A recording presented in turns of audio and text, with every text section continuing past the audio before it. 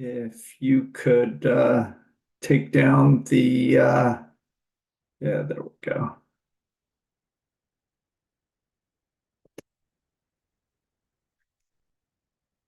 Good afternoon. I'm Mark Blank, the chair of the Colorado PUC. This is a virtual comment hearing in proceeding number 26AL-0137E, Public Service Company of Colorado's large load tariff proposal. Before moving into the public comments and going on the record, we're going to start off with a short introductory summary of the filing by PUC Communications Director Megan Castle. Megan, are you out Yes. there? Yes, I am. Can you hear me? We can. Okay. Thank you. Hey, again, I'm Megan Castle, and thank you for joining the virtual public comment hearing for Excel's proposed large load tariff proceeding 26AL-0137E. I want to share information about the PUC process itself and then share information about the proposal from Xcel Energy. First, regarding the PUC process, this is a formal process to allow the PUC to determine if a utility's proposed tariff is just and reasonable. These proceedings have extensive discovery, multiple rounds of pre-filed testimony and legal briefings, and are similar to a civil court proceeding. The process starts with the utility filing what is called an advice letter with the commission that explains the changes the utility is requesting to make. And a tariff contains the terms and conditions, including prices, that the commission authorizes the utility to implement. The advice letter is supported by written testimony from the utility that explains the utility's costs to provide service to customers in Colorado and what justifies the proposed change in rates. And now here's some information about the large load tariff proposal from Xcel Energy, which was filed on April 2nd. In this case, Xcel's proposal addresses high demand energy projects such as large scale data centers. Xcel argues that under its proposal, large load customers, or those that require 50 megawatts or more, would be required to cover the costs of specific transmission lines, substations, interconnection, upgrades, and new electric generation capacity needed to serve them. New customers using between 20 and 50 megawatts may also be subject to this tariff. Xcel further argues that its proposal includes it would be preventing existing ratepayers from subsidizing the infrastructure upgrades required for new large-scale industrial growth, requiring large customers to sign contracts of 15 years or more, ensuring they remain invested in the system they helped expand, and there's minimum monthly payments and early termination charges to protect the utility from stranded costs if a data center or something scales back, and pathways for large users to pursue and utilize innovative carbon-free power.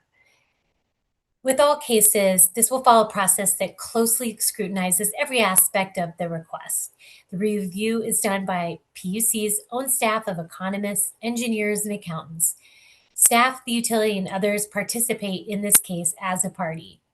Numerous parties have intervened in this case, including but not limited to the staff of the PUC, the Colorado Office of the Utility Consumer Advocate, Energy Office, Advanced Energy United, Black Hills, Colorado Energy Consumers, Green Latinos, the Southwest Energy Efficiency Project, and several more. In this type of case, the commission receives written testimony from parties, then holds an evidentiary hearing for cross-examination of witnesses, and holds public comment hearings to hear from members of the public. After that, the commission will take up the matter for decision, which is expected in early January 2027. There will be a second virtual public comment hearing held on October 20th. You can learn more about the hearing in this proceeding at the PUC Electric Rate Case Key Issues webpage, and you can also find out how to provide comments online via email, mail, or phone. And thank you very much. Thank you, Ms. Castle. With that, it's 4 p.m. on August 25th, and we're now on the record. Again, this is a public comment hearing in proceeding number 26AL-0137E, a request by Public Service Company of Colorado for a large new load tariff. Again, I'm Eric Blank, the chair of the PUC, and I just want to start off thanking everybody for joining us here today. The public comment hearing is a critical part of this process, and for me, one of the most valuable, where we get to hear directly from impacted customers, elected officials, thought leaders, and other stakeholders. This is a really difficult and challenging set of issues, and we don't have all the answers, which is why hearing from you is so important. With that, Commissioner Plant, can you introduce yourself for the record and share any introductory thoughts? Yeah, thank you, Mr. Chairman, and hello to everybody. My name's Tom Plant. I'm Commissioner, and I want to echo the Chairman's comments. Really enjoy this part of the process, being able to hear directly from the public. And I think I think this was also already mentioned, but the testimony in this, there's a number of intervening parties. There's going to be a hearing, I think, in October, and then a decision by the end of the year. And this is a really great opportunity for us to hear from the public before that whole process starts. So really appreciate all of you taking time out of your day. I'm sure you had other things to do, but appreciate you taking the time to participate in the process and make your thoughts known in this way. So that's all I have. Thank you, Mr. Chairman.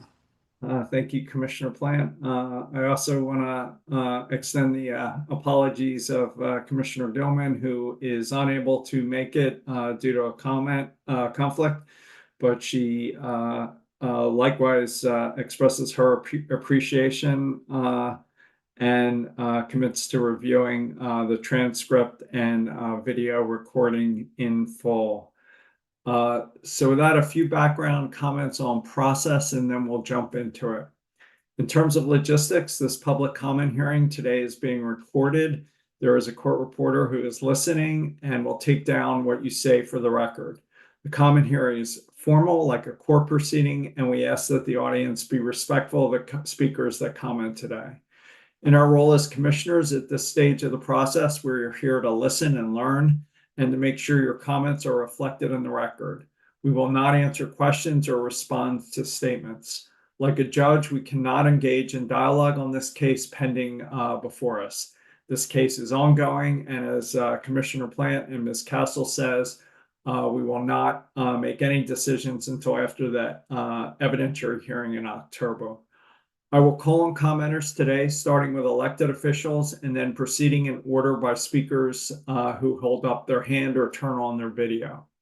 To allow everyone the opportunity to be heard, I'd request that each speaker limit their comments to 3 minutes or so.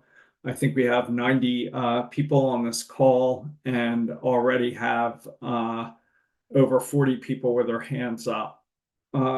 We'd also welcome written comments anytime, which can be filed through the Commission's e-filing system, submitted by the Commission's online comment form, or emailed to dora_puc_comments@state.co.us. In each case, please specify the proceeding number 26AL-0137E. The Commission equally weighs public comments received, whether written or orally. So we encourage people to follow up by filing whatever you'd like in written form. With that, I want to thank everybody again for taking the time to be here and to share your comments. With that, we'll start with the elected officials. Senator Kipp. Yes, thank you. Good afternoon, commissioners. I am Colorado State Senator Kathy Kipp. Thank you all for the opportunity to comment on Xcel's large load tariff application. I am one of many legislators and local elected officials across Colorado who signed on to a letter urging you to adopt a strong large load tariff and clean transition tariff. I also am the sponsor of SB 26102 this past session, which attempted to put guardrails around data center development, including accountability for energy standards, water use, and community impacts. That bill didn't pass, which is exactly why this docket matters so much today. Right now, the PUC is the only place left where Colorado can put real protections in place before the costs land on ratepayers instead of on the companies creating them. 3 things I'd ask you to hold the line on. First, large load customers must pay the full cost of the infrastructure that serves them, not just new generation and transmission, but their share of existing infrastructure too. Anything less is a cost shift onto every other Xcel customer in this state. Second, please reject Xcel's proposed speed to market pathway that would keep large load contracts secret, even from interveners. Colorado doesn't have to relearn the lesson Ohio learned the hard way with Amazon's secret rate deal. And third, the clean transition tariff should be the simplest, fastest path to service, not gas plants with unproven carbon capture. Xcel is telling investors data centers mean billions in new earnings while simultaneously asking to delay retiring Comanche 2. We cannot let data center growth quietly undo Colorado's statutory climate limits. Or climate targets. Thank you again for your attention to this. I urge you to adopt strong enforceable protections. Thank you for joining us, Senator. Appreciate Thank it. you. Ms. Commissioner Mullica from Adams County. Yes, thank you so much for having me. Good afternoon, commissioners. My name is Julie Duran Mullica, and I serve as a commissioner and current board chair for Adams County. I'm here this afternoon to speak in support of Xcel's large load tariff proposal and to urge the commission to actually strengthen it further. Adams County sits at the intersection of enormous growth pressure and real affordability concerns for our residents. As data centers and other large electricity users look to expand across our state, we cannot afford to repeat what we've seen in other parts of the country, where residential ratepayers ended up footing the bill for infrastructure built to serve a handful of large commercial consumers. That's why the core protections in this proposal matter. Requiring large load customers to pay for their own infrastructure, committing to long-term contracts, making minimum monthly payments, and covering costs if they exit early. These aren't punitive measures, they're basic cost allocation fairness, and they give our county the regulatory clarity we need to plan responsibly for growth. I've also encouraged the commission to build on this framework. As you finalize this rule, please ensure that the cost allocation methodology provides real, durable protection for residential ratepayers, that the framework maximizes opportunities for clean energy generation, in line with our state's emissions goals, and that it supports innovation, flexible demand, virtual power plants, and distributed energy resources. Sorry about that. So Colorado can meet rising demands without sacrificing reliability or affordability. Local governments like Adams County need the PUC to get this right. Growth, climate goals, and affordability aren't in conflict. They can move forward together, but only with strong guardrails like these. Thank you for your time in this matter, and thank you for the work you're doing on this very important issue. Thank you, Commissioner. Commissioner Elsa Tharp from Lake County. Thank you. I just want to say that I deeply respect everything that Commissioner Mullica and Senator Kipp said. I'm Elsa Tharp. I'm a Lake County Commissioner speaking today on behalf of my constituents. The communities that I represent are small, rural, and at 10,200 feet, far from the places where data centers and other large load customers choose to build. I'm here today to speak on the inequities of burdening communities like mine with the cost of these larger corporate projects. The residents of Lake County will benefit very little from data centers, and I request that this commission intervene to prevent them from having to pay for large loads on their household energy bills. Data centers put the residents of Lake County at high risk for energy bills when many are already living paycheck to paycheck. Those highest impacted are people who are on fixed incomes, like our senior citizens, or those with untenable living costs, like our working families. First, I would ask that you ensure that those who profit from data centers also pay for the energy that facilitates the profit, with enforceable provisions that Xcel must ensure that these corporate customers pay for both new and existing energy infrastructure that they use. Otherwise, they will be externalizing their costs onto Coloradans while privately reaping the benefits. Second, please ensure that large load customers operate off of energy that does not emit greenhouse gases like proposed coal plants, nor utilize water that drains of the high country. Lake County has been seriously affected by the Willow Fire this summer, just the latest symptom of the climate crisis that we're experiencing after a devastating winter of no snow and high temperatures.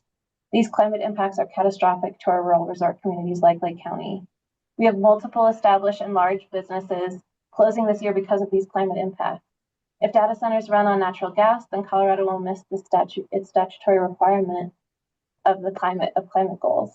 It's up to this commission to ensure that we meet those goals and to preserve the livable climate for Colorado. We also house the headwaters of the Arkansas River in Lake County and have an overallocated watershed. The thousands, if not millions, of acre-feet of water used by many data centers is alarming to our community. We and our surrounding counties are dependent on water staying in the land where it originates for agriculture, land, ranching, and recreation, which are the cornerstones of our economies. The literal costs to our constituents are more than just the impacts on their utility bills.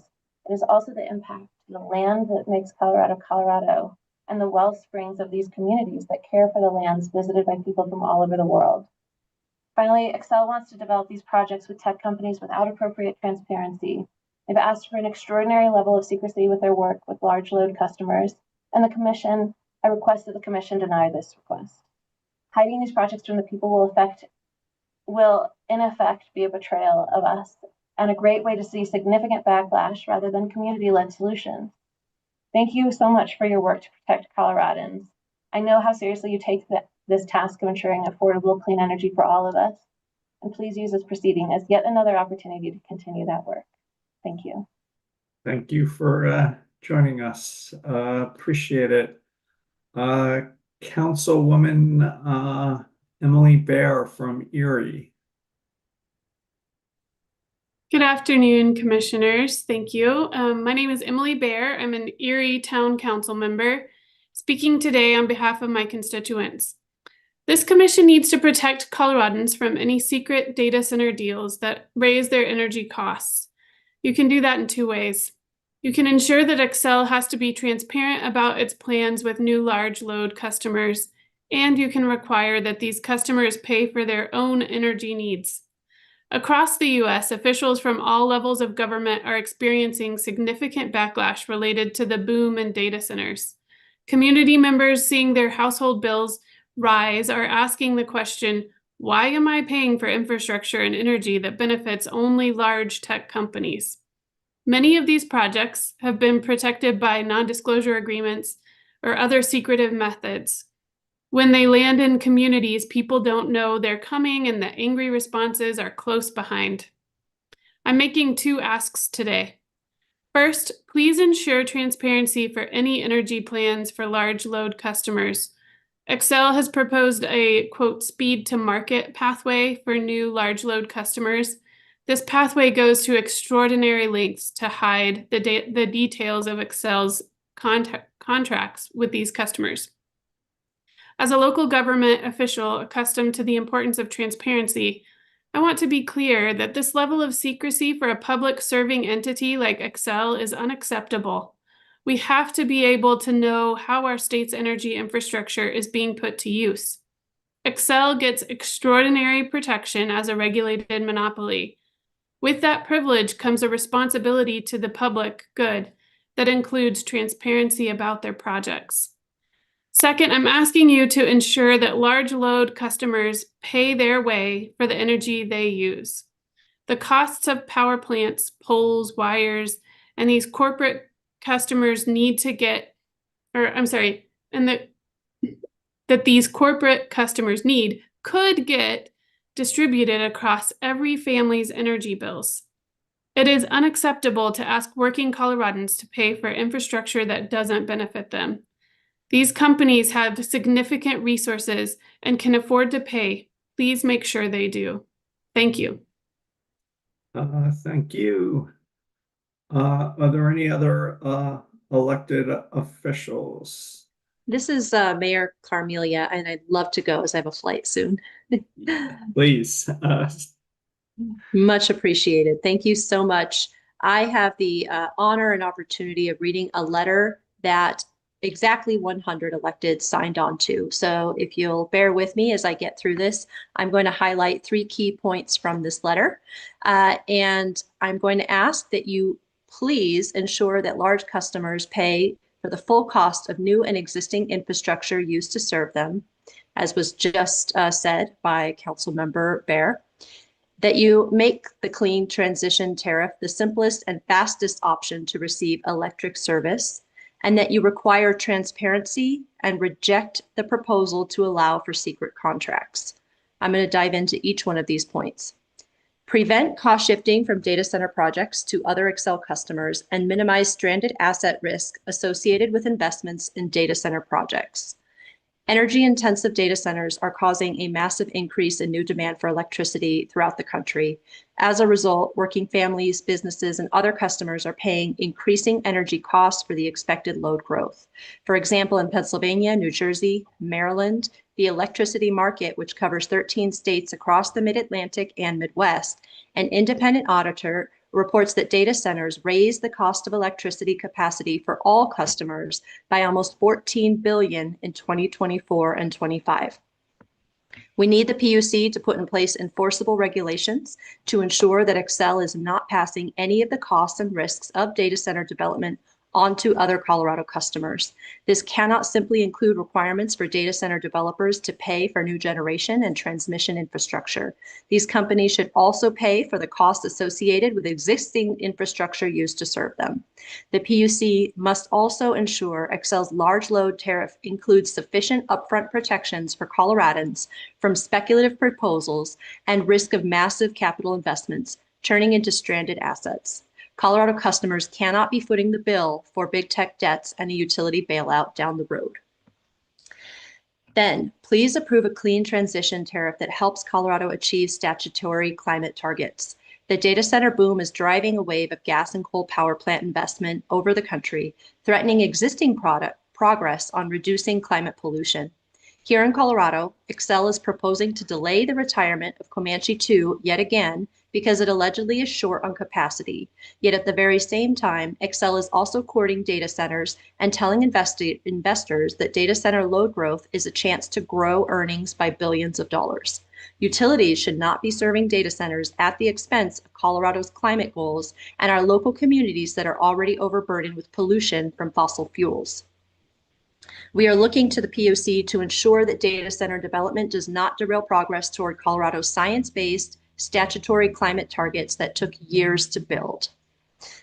I'm going to reduce my time and skip a paragraph ahead to the third point. We ask that you please require transparency and reject Xcel's proposal for secretive speed to market contracts. Reiterating again the last point you heard, given the public interest in data centers and the potential impact to customers from load growth, public transparency around data center development is paramount. Xcel has proposed a speed to market pathway to fast track projects for some data center customers that would have the contract kept secret from even most interveners at the commission. We urge you to reject this proposal. One of the country's very first large load tariffs was born from customer outcry over a secretive electricity contract in Ohio that gave Amazon a discounted rate. Colorado must learn from this cautionary tale and require Xcel to serve new large loads with transparency. Thank you again for the work you do to ensure that Coloradans have access to affordable, reliable, and clean energy. Your attention to this matter is imperative to protect residents and small businesses from having to pay data center energy costs, keep Colorado on track towards statutory climate targets, and ensure transparency about the energy impacts of data center projects in our state. And with that, as I was eager to jump into the letter, I didn't properly introduce myself. So again, I am Mayor Claire Carmelia. I represent the city of Westminster, which falls into 2 counties, Jefferson and Adams. And I want to say that I have an environmental science background. I am deeply invested in the climate and energy goals of our state. And I land in a delicate balance as I am an IT project manager and I work with these data centers by day. And I deeply understand the balance that we are trying to navigate here. And so I am honored and humbled to be able to represent the 100 electeds in that letter. Thank you so much. Thank you for joining us, Mayor. Appreciate it. Commissioner Eric Mamola from Yes. Summit County. Yes, thank you very much. Good afternoon, commissioners, and thank you for this opportunity to present the concerns of my constituents in Summit County. I am County Commissioner Eric Mamula.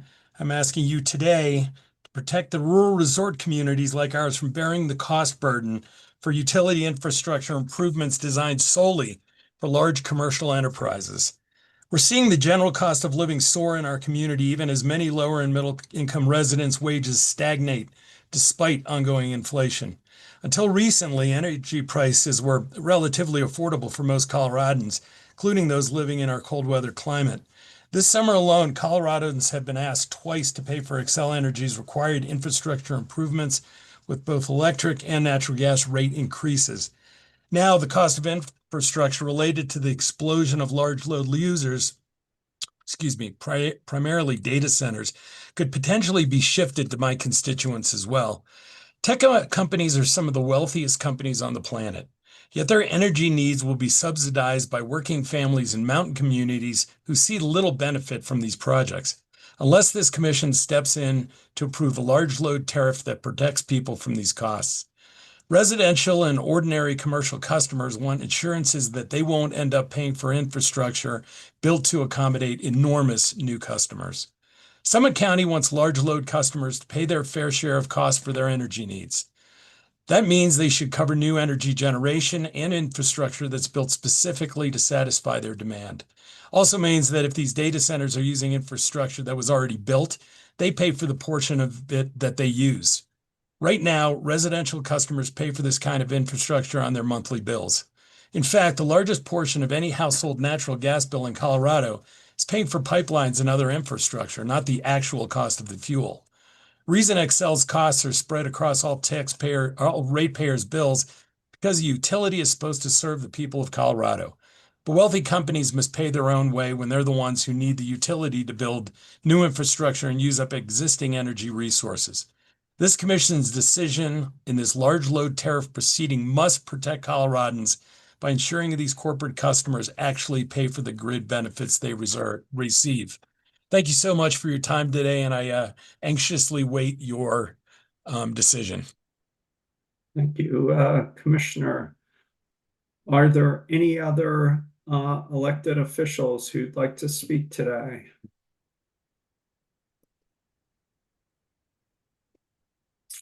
All right, Ms. Lynn Johnson.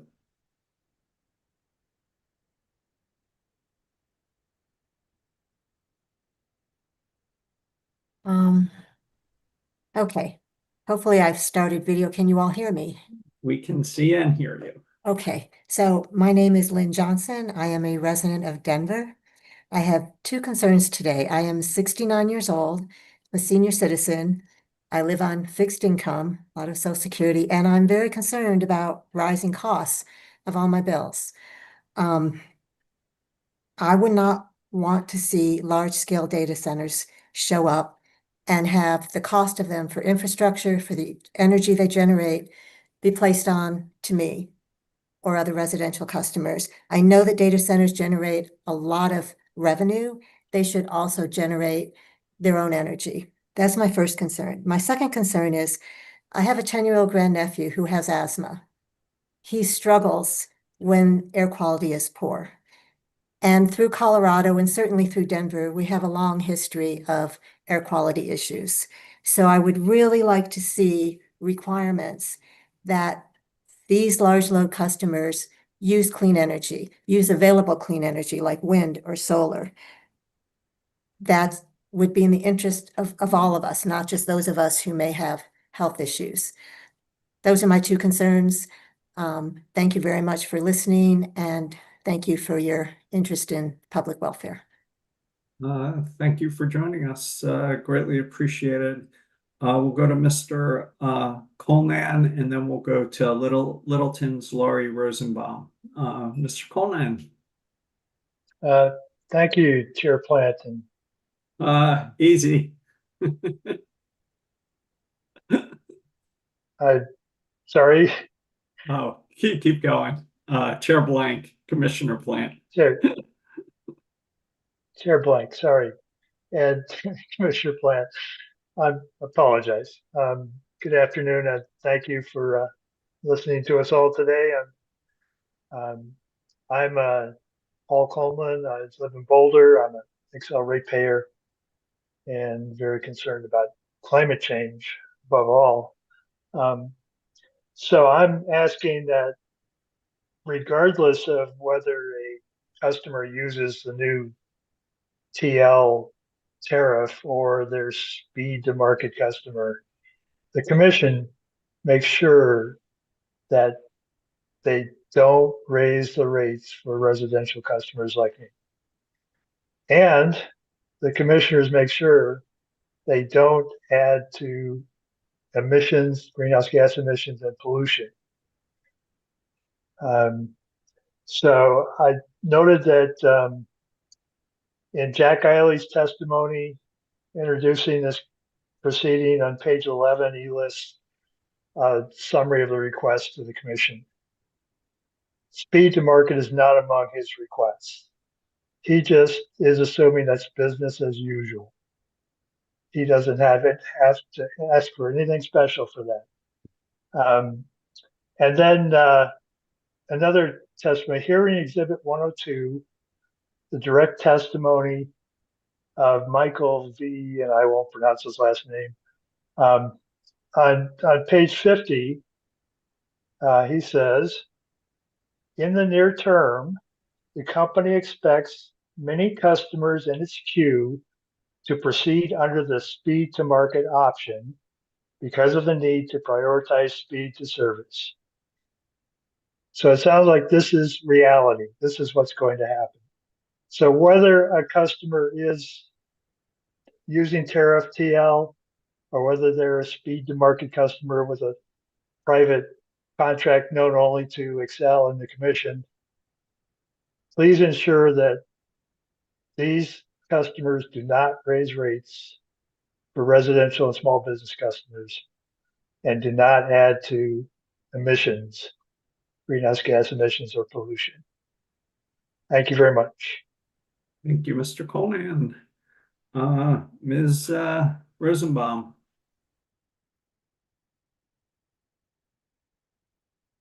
Oh, you're muted.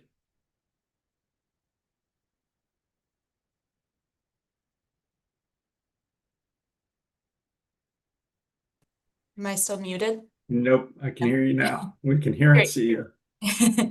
Well, good afternoon. I'm Laura Rosenbaum, Sustainability Coordinator for the City of Littleton, and just wanted to thank you for holding this hearing. Large loads on the electrical grid are an extremely important issue to the residents of Littleton right now, and I'm glad to be able to bring their concerns to you today. Littleton is a member of Colorado Communities for Climate Action, a coalition of 49 local governments that collectively represent 2 million Coloradans. We're part of this coalition because we're experiencing the climate crisis every day in Littleton. This year, exceptional drought put Littleton under water restrictions in March, the earliest start for such restrictions in the city's history. It's very simple. People can't live without water, and climate change is threatening our state's water supply. We have to take action now to reduce greenhouse gas emissions. Littleton is in the midst of setting ambitious goals to reduce our emissions. We can't achieve our goals in isolation, and we need to move forward as a region to drive meaningful change. I know all of you know this, and you take your statutory duty to reach climate goals very seriously. That's why we can't let new large load customers, like data users and data centers, stop us from moving our grid into renewable energy. The result could be keeping coal plants open that should have gone offline or building many new natural gas turbines. These options are expensive and they don't get us to where we need to go to meet our statewide climate goals. Instead, this commission needs to consider how new large load customers can move the grid forward, bringing cutting-edge renewable energy online so that the whole state can benefit. That means a clean transition tariff needs to be the easiest way for large load customers to get onto the grid. A successful clean transition tariff will allow for fast, efficient investment in wind, solar, and short duration storage to power new large load customers. It will not fund fossil fuel energy production like natural gas plants, even if they are accompanied by carbon capture and storage. CCS has not been shown to effectively offset natural gas emissions and could serve as a way to extend the fossil fuel era without truly addressing emissions. Littleton's council-appointed resident board, the Environmental Stewardship Board, created an Environmental Stewardship Action Plan, which was passed by our City Council in 2024. A main focus of this plan was to transition to renewables and move away from our reliance on natural gas. Systems that continually fund and expand natural gas make these goals next to impossible to achieve for municipalities. In the midst of the data center bonanza, we cannot lose sight of the fact that climate change stops for no industry. No matter how much money tech companies make this decade, we will all face the deadly consequences if that economic growth is fueled by carbon-emitting sources. Thank you. Thank you. Ms. Holly Rickman. Hi, thank you for allowing me space to speak and so many others. My name is Holly Rickman. I currently reside in unaffiliated Adams County, and I'm incredibly privileged to say that I grew up in Colorado and have lived here my whole life. I'm a public school teacher of 15 years. I'm a mother of 2 girls, and I'm a wife to another public school teacher. And needless to say, I've witnessed so much development that has occurred in our state over the last few decades.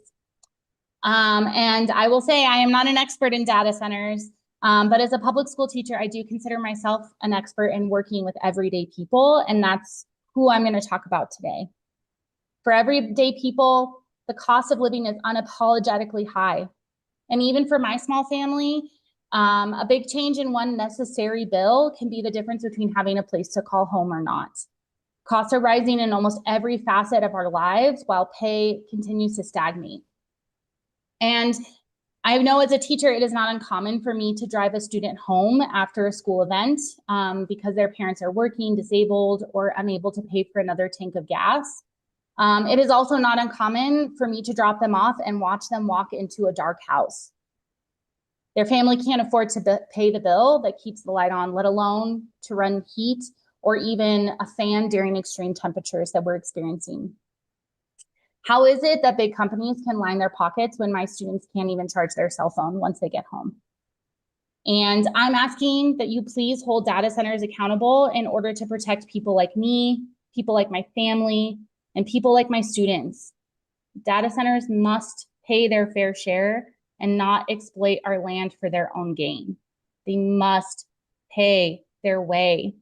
And we need to make sure that there aren't loopholes for them to avoid and not do that. People cannot afford an increase in their utility bills across the board, so others can please their shareholders. And I ask that you make a choice to extend contracts that create strong accountability and partnership for data centers that will proactively support the longevity and future of Colorado. My own mother was 15 when the Comanche Unit 2 was built. She was a sophomore at Abraham Lincoln High School in Denver Public Schools. The world is completely different, and it's been 3-4 generations since that time. And I ask that you encourage moving away from outdated fossil fuels when we have alternative options. I worry about the world that my daughters will live in once I'm gone. I please ask you to not only think about the next 15 years, but also the next 50, 60, or even 100 years for Colorado. Finally, I ask that you incentivize clean and sustainable energy sources that cut greenhouse gas emissions. We want to continue to enjoy our beautiful state.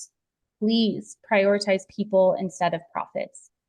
Thank you again for your commitment to hearing from Coloradans like me and protecting customers from the dangers of unregulated data center development. Thanks. Thank you for joining us, Mr. John Connell.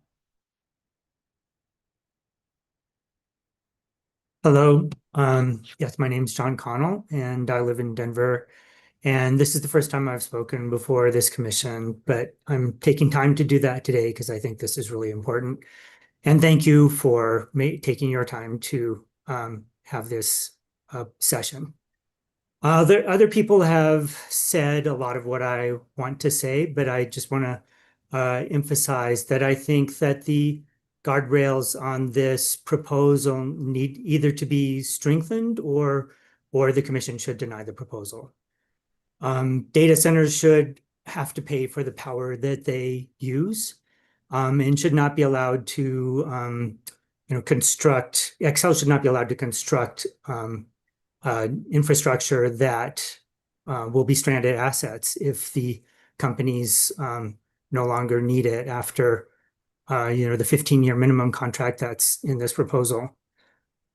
Also, please don't allow this proposal to undo the progress that we've made in Colorado on reducing reducing greenhouse gases and moving towards a renewable energy future.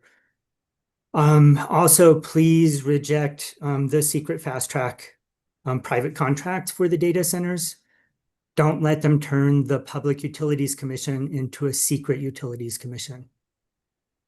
And finally, please take a close look at the load threshold in the proposal and make sure that it doesn't leave a gap where large facilities can avoid the tariffs protections altogether. Thanks again, and thank you for everything that you do on the behalf of Coloradans. Thank you for joining us. Greatly appreciate it. Mr. Eric Frankowski. Thank you. Can you guys hear me? We can hear and see you. Excellent. Thank you. Thank you, Chairman Blank and Commissioner Plant, for hosting today's public comment session on Xcel's large load tariff proposal. I greatly appreciate your ongoing leadership on Colorado energy matters. My name is Eric Frankowski. I direct an organization called the Western Clean Energy Campaign. I speak occasionally on important issues before the commission. I think the last time I was wearing an AC/DC t-shirt, which is appropriate. And I remember.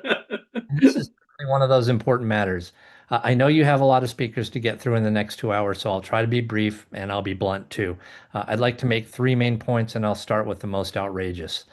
The commission should be deeply insulted by Xcel's proposal for a backdoor loophole to the entire large load tariff process with its so-called speed to market approach. Let's be serious. This is not about speed to market, and I'm proposing that you instead formally call it speed to profit, because that's all it really is.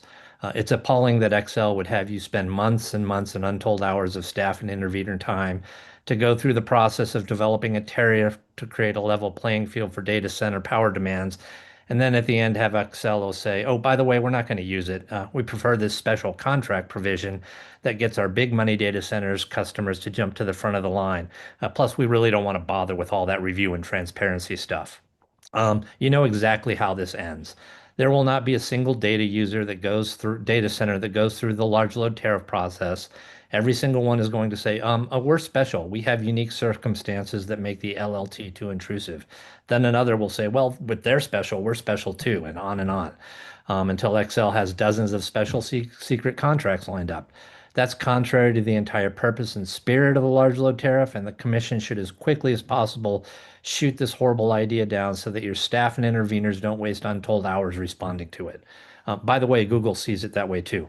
The second point is around the clean transmission tariff. Xcel, again with the greed card played, has put forth a plan with deficiencies that hardly pass the smell test. How can a clean tariff not allow wind, solar, and battery storage to be included as allowable resources? Of course, those resources save customers money, but they also cut into Xcel's profit margins. So instead, Xcel wants only to include really expensive advanced technology projects that it can spend a lot of money on and then charge customers for. And finally, I'll address contract length. The large load tariff proposes a 15-year contract length and penalties for early exit. While that may seem reasonable, it's still far too short. Imagine Xcel spending hundreds of millions of dollars to build a gas plant to provide power for a data center. The data center may fulfill its entire contract obligation, but decide after 15 years that it's moving on. If the depreciation schedule for the gas plant runs to 25 years, that still leaves existing customers on the hook for the remainder of what's not paid off. The commission must ensure that all costs are covered by the data center, or that it's Xcel that bears the full risk of any undepreciated value and not pass those costs on to its customers. That's all I have for now. Thank you very much for this opportunity, and I hope the commission takes advantage of this historic opportunity to get it right. Thank you very much. Have a great day. Thank you, sir. Ms. Linda Callahan.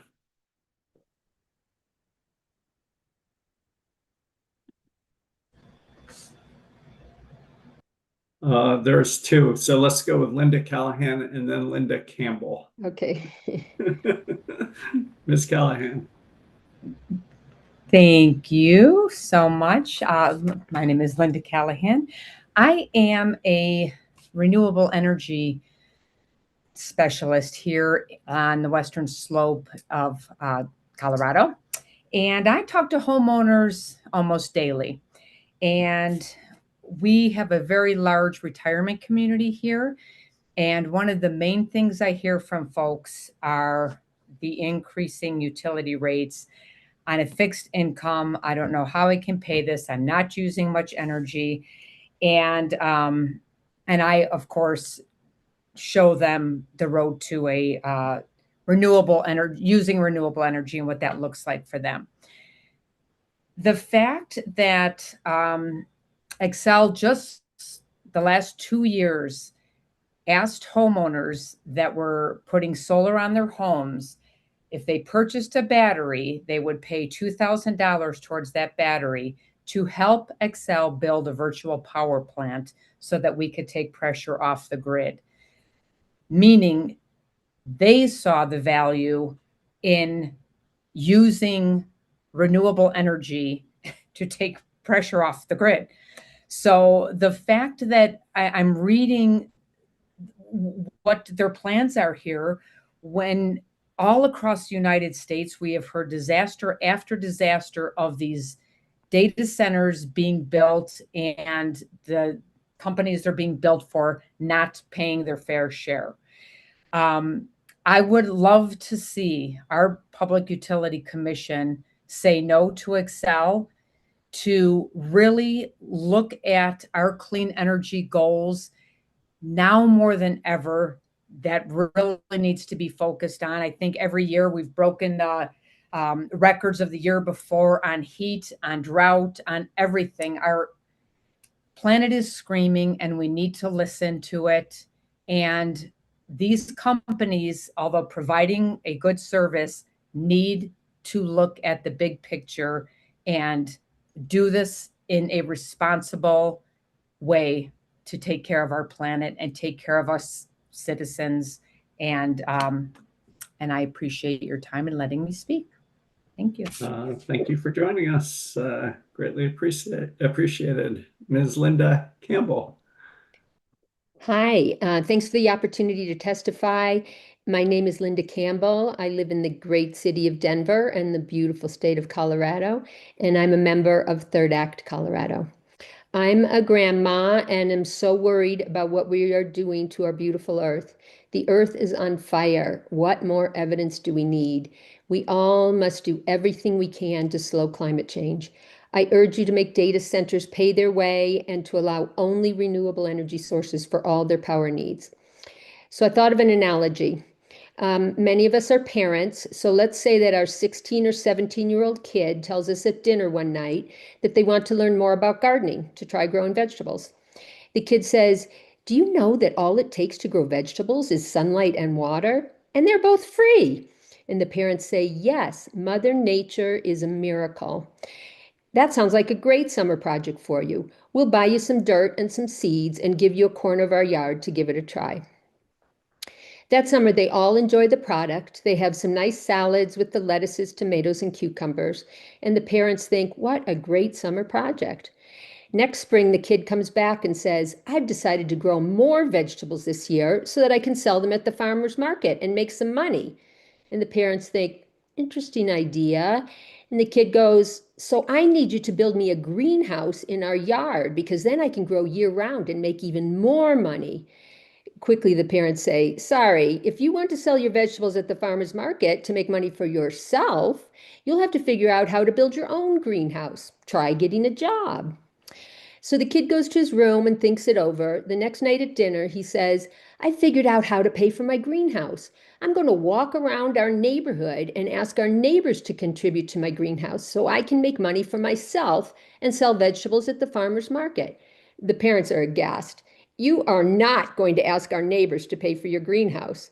The child goes to his room that night dejected, not sure what was wrong with his idea. and the parents are glad to have given their child his first lesson in how to be a member of a community and how to run a business in America. The moral of the story is, whether growing vegetables or building data centers, you've got to pay your own costs, and all of the energy should come from the sun. Thank you. Thank you. Ms. Sarah Kunstler. Hi there. Good evening. My name is Sarah Kunstler. I'm the State Director for Mountain Mamas. We're a group of moms and caregivers who care deeply about the world we're leaving our kids. We're here to raise concerns about Excel's proposal, particularly the need for stronger guardrails around who pays for the enormous costs of hyperscale data centers and what we're leaving our kids to live with as a result. Colorado families are already stretched. Groceries cost more, gas costs more, water costs more, our gas and electric bills are about to go up again. Families are making hard choices about where that extra money comes from. There is no justification for making ratepayers shoulder the cost of anything related to data centers. This only benefits private companies, not families or small businesses. Additionally, if we build new infrastructure for these facilities and spread those costs across the system, and those companies later leave, reduce their electricity use, or don't renew their contracts, that infrastructure doesn't disappear. The bill remains. That's the stranded asset risk. A 15-year contract doesn't make much sense if we're building power plants and transmission infrastructure that can be paid off over 40, 50, or 60 years. We need protections so our kids aren't still paying for today's data center investments decades from now. Then there's what our children are breathing. Moms are already asking kids to stay inside because of ozone, wildfire smoke, and extreme heat. We should not respond to massive new electricity demand by keeping coal plants running longer or building more gas generation. We're asking the Commission to strengthen the clean transition tariff. If these new customers need more electricity, let's use that demand to build more wind, solar, and battery storage, not more fossil fuel infrastructure, and give these customers real incentives to choose clean energy and reduce their demand when the grid is stressed. Finally, we are very concerned about Excel's proposed speed to market pathway, or option 2, which could allow data center developers to bypass the standard large load tariff and negotiate individual contracts with limited public transparency. Families don't get a private contract with Excel when our bills go up. We don't get to negotiate our share of the grid. The companies creating these enormous new demands shouldn't either. Please make sure data centers pay the full cost they create, strengthen the clean transition tariff, close the private contract loophole, and protect ratepayers from stranded assets. Thank you so much. Thank you. Mr. Danny Katz. Great. Thank you very much for the opportunity to speak. My name is Danny Katz. I'm the Executive Director of CoPIRG. We're a statewide consumer watchdog. And I'm speaking today because the PUC is consumers' best defense, and we need you to adopt a rule that prioritizes consumers. This tariff rulemaking is not happening within a vacuum, which makes your task that much more difficult. There's definitely a sense of urgency and a sense of pressure to accept any and all data centers at this point. And the growth of data centers and the compute power that they bring, most of us know is being fueled by AI, and AI does hold enormous promise. But despite the myriad of pronouncements from large companies about the need for a huge increase in data centers and compute capacity, there has not been a clear and compelling study that lays out exactly what we as consumers and Colorado as a whole really needs at this moment. Is infinite data center growth in the public interest?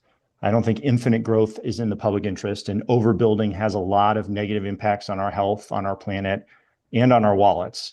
If we trash our planet with lots of data centers, all the potential benefits of AI would be useless. So we are at risk of overbuilding for a few reasons. There's evidence to suggest some people may not want to use AI as much as tech companies want us to use it.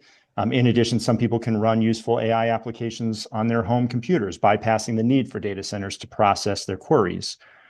I recognize there's only so much that the PUC is tasked to do in this rulemaking and what you're trying to accomplish. And so I recognize that this rulemaking is really about the questions focused on the tariffs, the size, the rules around them, including what, if anything, we can do to support our broader health, safety, and reliability goals. So on that note, I would advise the following. Number one, ensure the rule does maximize ways to incentivize large data centers to be more energy efficient and participate in demand response programs. It really is clear to me that Colorado's interest is to ensure that if we need these large data centers, they should be highly efficient and flexible. I also, number two, would recommend you ensure the rule results in large data centers paying 100% of the costs of their energy grid infrastructure that they'll need, and that they're on the hook to pay off those costs, even if they leave. Three, I think you should reject special ways to speed up data center deployments, especially if that process is not transparent. Until our state has identified the public need for the data centers and compute capacity, I don't think it makes sense to have any sort of accelerated processes. Number four, I would allow data centers to direct their investment in the clean transition tariff to technologies like wind, solar, and battery, things that work and are cost effective and clean. To the extent that any of the clean transition tariff focuses on newer energy resources that are not yet on the market, I would limit those dollars to energy resources that have the least likelihood of creating pollution and the best chance of being cost effective. So specifically, I'd say nuclear and carbon capture should not be eligible because they have been historically wildly expensive. And my final point would be, to the extent that a data center pays into a clean transition tariff to fund projects, I think the utility should not be able to earn a full weighted average cost of capital on those projects. The risk is minimized if a data center is paying for the project or a significant part of the project, and therefore the return should be lower. Thank you for the opportunity to speak. Thank you. Ms. Tiffany Boyd. Good afternoon. Can you see me, hear me? I can hear you. I can't see you yet. Okay, there we go. Yeah, hi, good afternoon, commissioners. My name is Tiffany Boyd. I live in Louisville, and I'm here today representing myself and the kindergarten through 12th grade students who I support in my role as the executive director for Classrooms for Climate Action. We don't have any students here today giving public comment because they're doing what kids should be doing after school. They're at soccer practice, they're taking music lessons, they're hanging out with their friends, and instead not attending PUC hearings. Right. Well, we will get them here at some point, but instead I am here today to make a request on their behalf. I echo the comments of many of the people who have spoken before me who are asking the PUC to require Xcel Energy to stick with their commitment to retire the Comanche coal plant. That is just one of the many steps which allows Colorado to move more rapidly towards renewable energy, which will include wind, solar, battery storage, and everything that we need for a safe and healthy future for our students. The Public Utility Commission has a very important opportunity here to make sure that Xcel Energy is not giving the corporations that build data centers in our state a red carpet that would negatively impact customer rates and our health.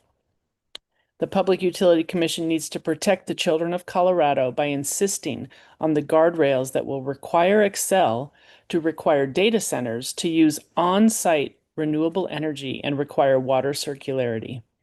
AI is not going away, and many of the students in Colorado are headed for jobs that will be using AI.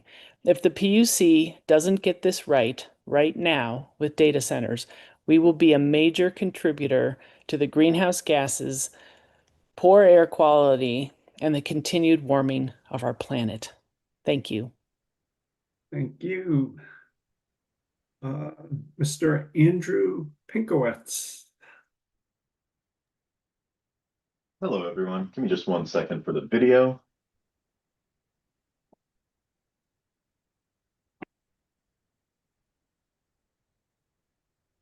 Okay, able to see me?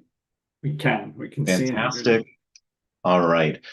Hello, Mr. Chair and Commissioners. First off, thank you very much for taking the time to hear the public today regarding a proposed Xcel large load tariff, and this is related to docket number 26AL-0137E. So my name is Andrew Pinkwitz. I live in Centennial, Colorado, here in Arapahoe County. I currently use Excel directly for gas services, and Excel is indirectly the main provider of electricity for me via its partnership with Core Cooperative. So really electricity and power from Excel as a consumer. Also in my career, I did want to share that I have 15 plus years of experience working in technology consulting, business data architecture, and software. So this is a topic that hits very close to home. I live here in Centennial alongside my wife, Caroline, and my 2.5-year-old son, Eli. And it's not hyperbole when I say every single day I think about the world that we're leaving for the next generation of Coloradans, including my son. So my sincere thoughts related to things I've heard. First, I did want to share a thank you for the points raised by our Colorado elected officials. I would like to echo the points that they raised in their comments, speaking on behalf of their constituents. I also want to especially highlight the importance of rejecting private contract provisions related to those secret closed-door contracts for data centers. Instead, this would allow the PUC to enforce protective contract terms that both keeps our power grid reliable and is still nimble to the unique needs of large load customers. So after reviewing the details of the Excel large load tariff, I would urge this body to vote in favor of strengthening its enforcement provisions in accordance with that large load tariffs. We know AI workloads use a significantly larger amount of energy than traditional computing models. This can be from 3 to 8 times more based on current estimates. We also know that data power center demand, or rather power center demand from data centers, that's expected to grow by 30 times up to 2035. Yet, when we look at the current state of what these AI data centers are doing, we observe 56% of data center electricity still coming from fossil fuels. And that's a direct contribution to the air pollution, raging wildfires, and many ozone days we've been observing in our state this very summer. So this proposal is a great way to address protecting the health and safety of surrounding residents while also addressing the growing power needs of large load users, such as AI data centers, and ultimately allows these large load users to contribute back to the grid from which they pull power.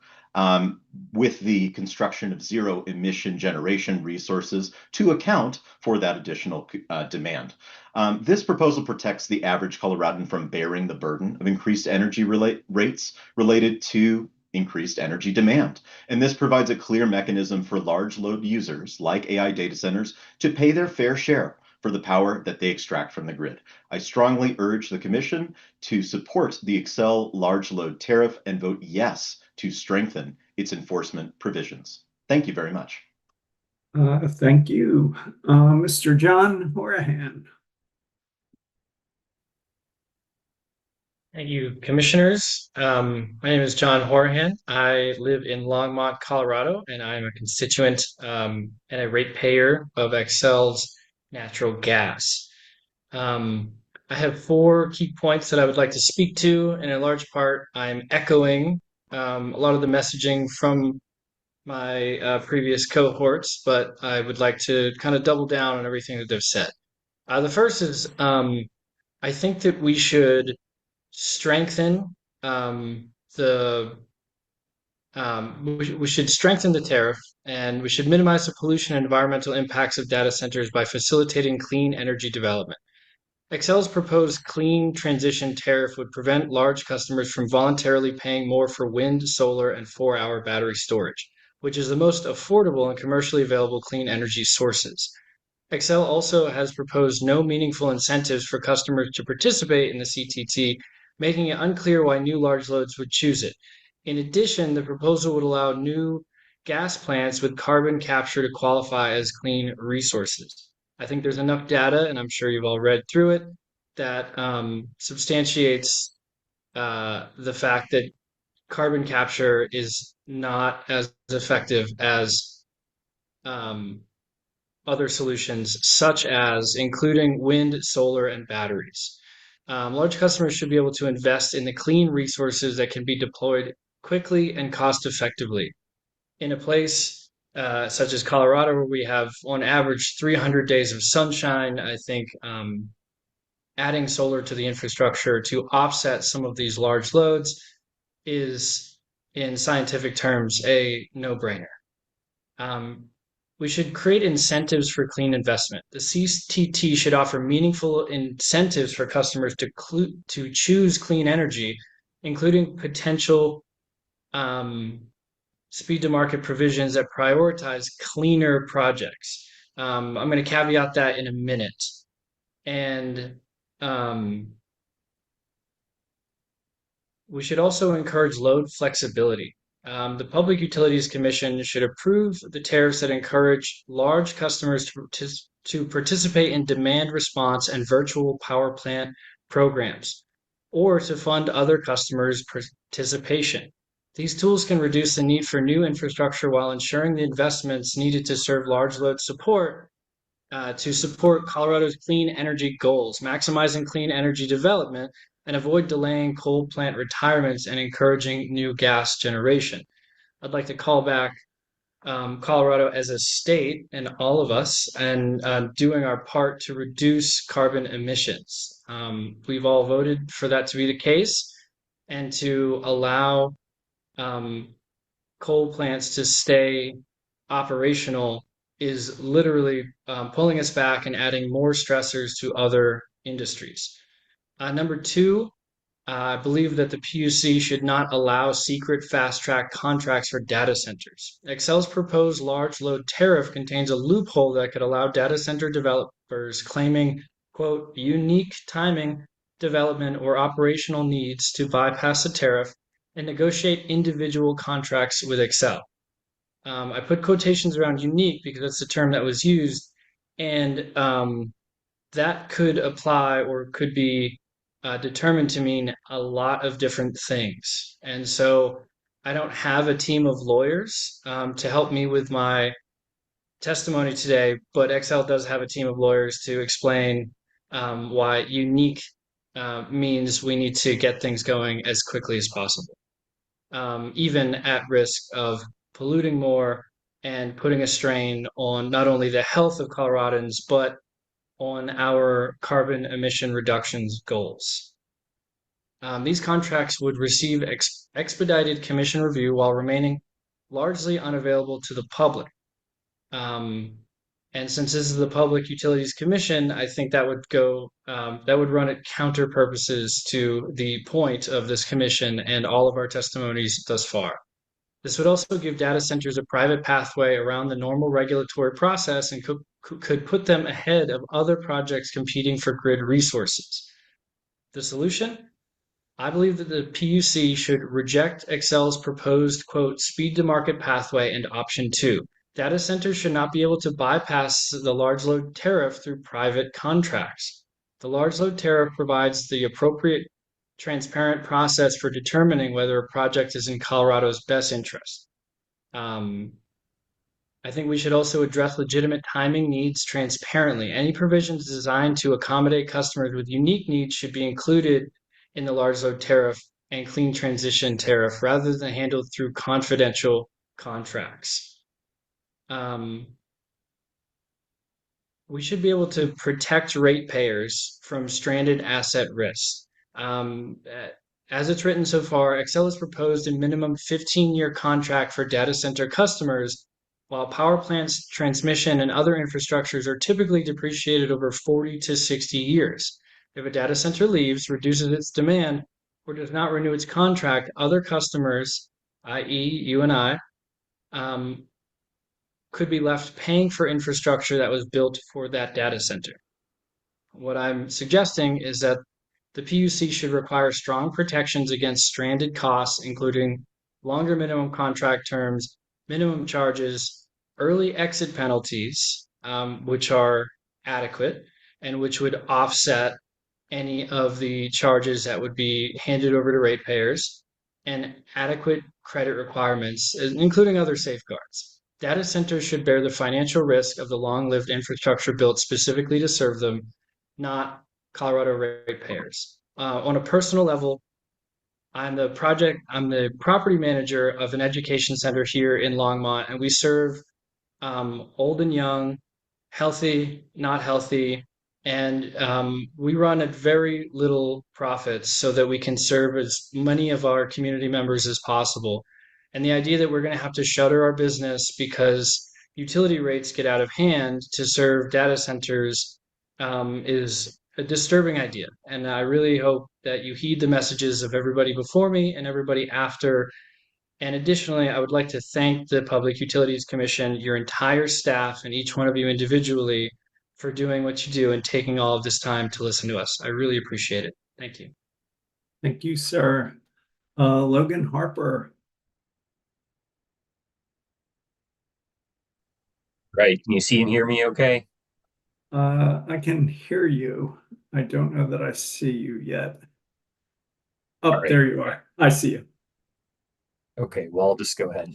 Well, thank you, Mr. Chair and Commissioners. My name is Logan Harper. I'm a family doctor, a Denverite, and an Excel customer, as are most of my patients.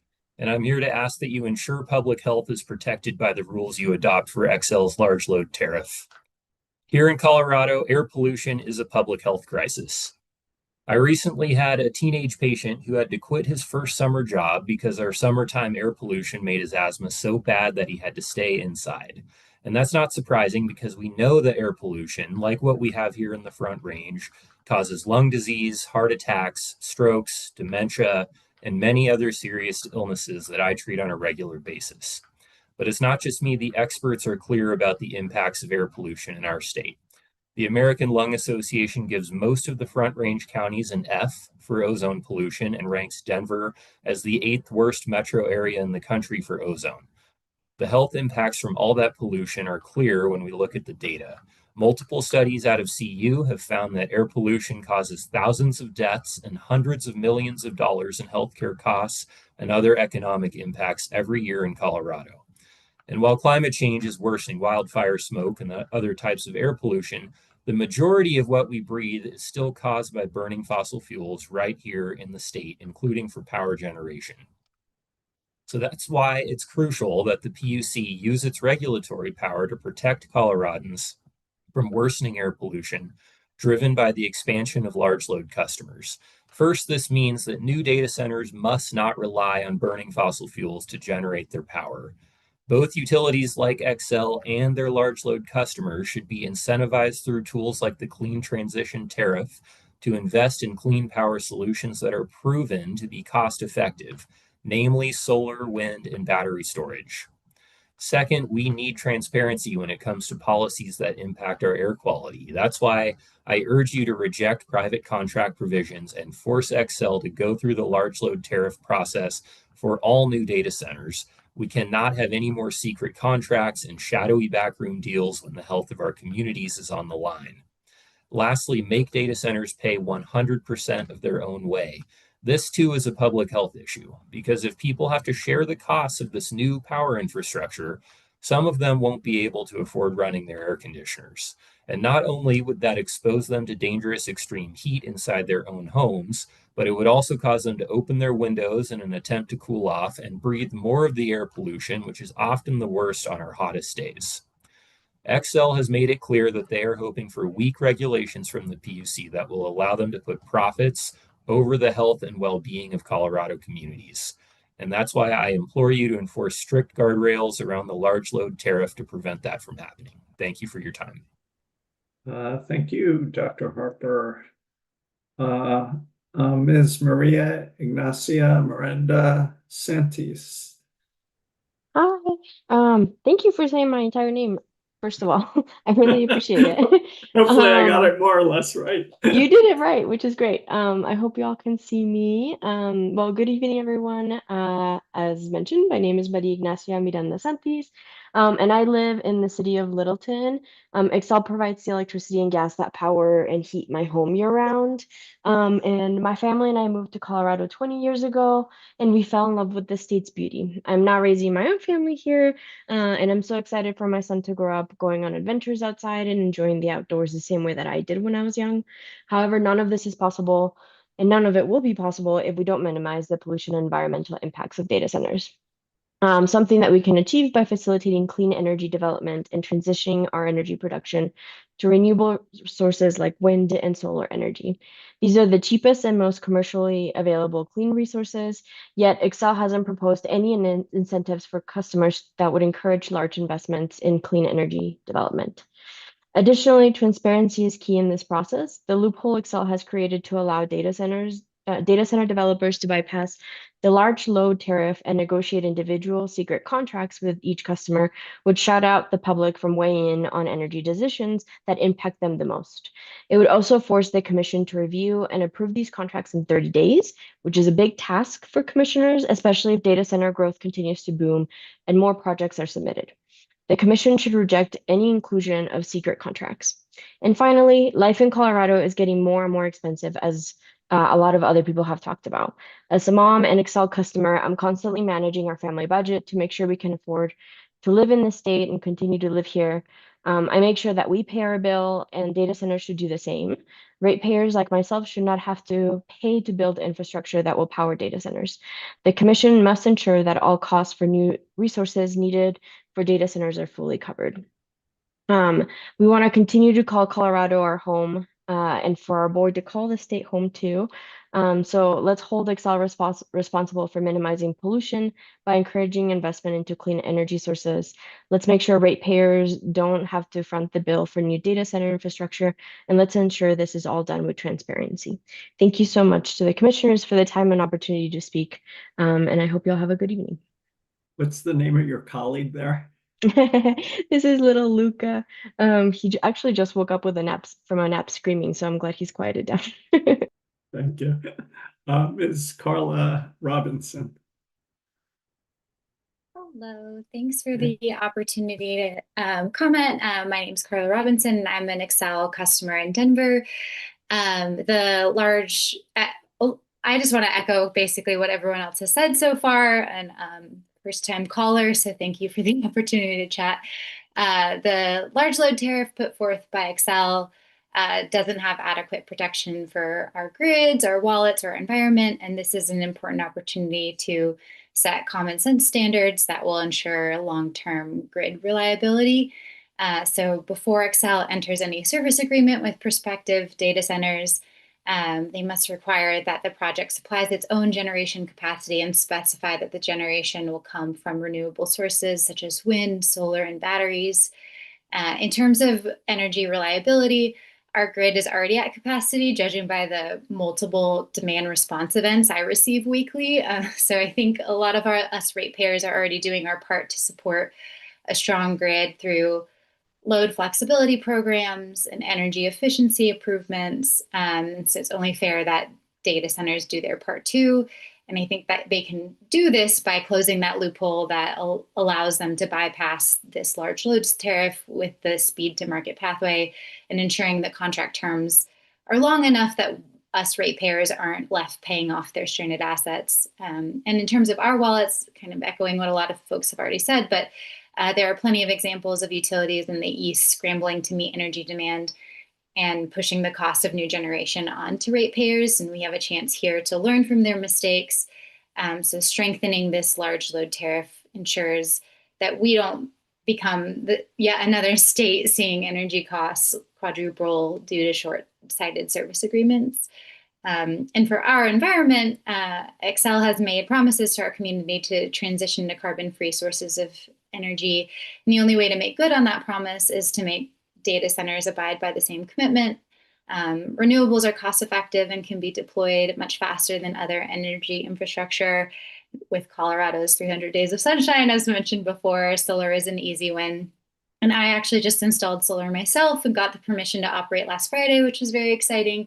So I figure if I can do it, data center builders can do it too.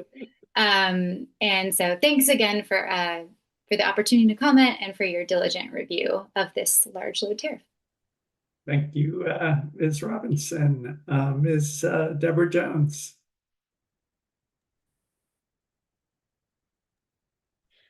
Thank you for the opportunity to speak to you today. I'm a first-time speaker. We moved to Lakewood in 1965, so I've seen a lot of changes that have gone on. Don't know why my camera's not working. We can hear you. We can. Oh, there you are. There it is. I'm not an expert on many of the things technically that are in this proposal. So what I did is I wanted to look at your mission and remind you of what that mission is. You are to serve the public interest, not data center investors, not commercial users, not Excel's profits, by effectively regulating utilities and facilities so that we, the people of Colorado, receive safe, reliable, and reasonably priced services consistent with the economic, environmental, and social values of our state. Data centers represent the exact opposite of those values. They must pay their own way for every single thing. No deals, no incentives, no loopholes, no backroom deals, no secret contracts. There must be complete transparency and enforceable regulations with significant penalties for any violation. Remember, it's your job to protect us, the people of Colorado. Thank you for the opportunity to speak to you. Thanks for joining us. Greatly appreciate it. Ms. Lori Anderson. Oh, thank you. Good afternoon. My name is Lori Anderson, and I am a Colorado field organizer with Moms Clean Air Force, a community of over 1.6 million moms and dads united against air pollution, including the urgent crisis of our changing climate, to protect our children's health. As Colorado experiences growing demand from large electricity users, including data centers, we are deeply concerned about the potential consequences for public health, air quality, our climate, and household energy bills. We recognize that this proceeding is not about whether data centers should be built. Rather, it is about the rules Excel must follow when providing electricity to these large customers and what protections should be in place for Colorado families. Data center growth must not come at the expense of Colorado families. Children are especially vulnerable to air pollution, and growing electricity demand should not lead to greater reliance on fossil fuels. Increasing or prolonging fossil fuel use can significantly harm communities already burdened by large-scale oil and gas development or facing new fracking proposals. Natural gas extraction releases pollutants that worsen ozone, where we are already at risk of being downgraded from severe to extreme non-attainment, increases greenhouse gas emissions, and harms public health. That is why Moms Clean Air Force strongly supports policies that ensure new large loads are paired with new clean energy resources. We are particularly concerned that Excel's proposed clean transition tariff would limit a customer's ability to voluntarily fund additional wind, solar, and battery storage. These are among the most affordable and commercially available clean energy technologies available today. Colorado should be creating pathways for new electricity demand to be met with clean energy without delaying coal plant retirements or locking families into decades of additional fossil fuel pollution. Beyond the climate and air quality impacts, many Colorado families are struggling to make ends meet, including families who disproportionately bear impacts from energy development. Therefore, we urge the Commission to ensure that all costs associated with serving new large load customers are borne by those customers, not by existing ratepayers. Colorado families should not subsidize transmission upgrades, generation resources, or other infrastructure needed to serve large data center customers. Strong protections are necessary to prevent stranded asset risks if large customers reduce operations, relocate, or fail to meet project demand. Finally, transparency and accountability are essential. There should be no secret or fast-tracked contracts for data centers. Communities who will be dealing with upfront construction and long-term pollution from the high power demand of data centers deserve visibility into proposed agreements, energy resource plans, environmental impacts, and potential ratepayer consequences.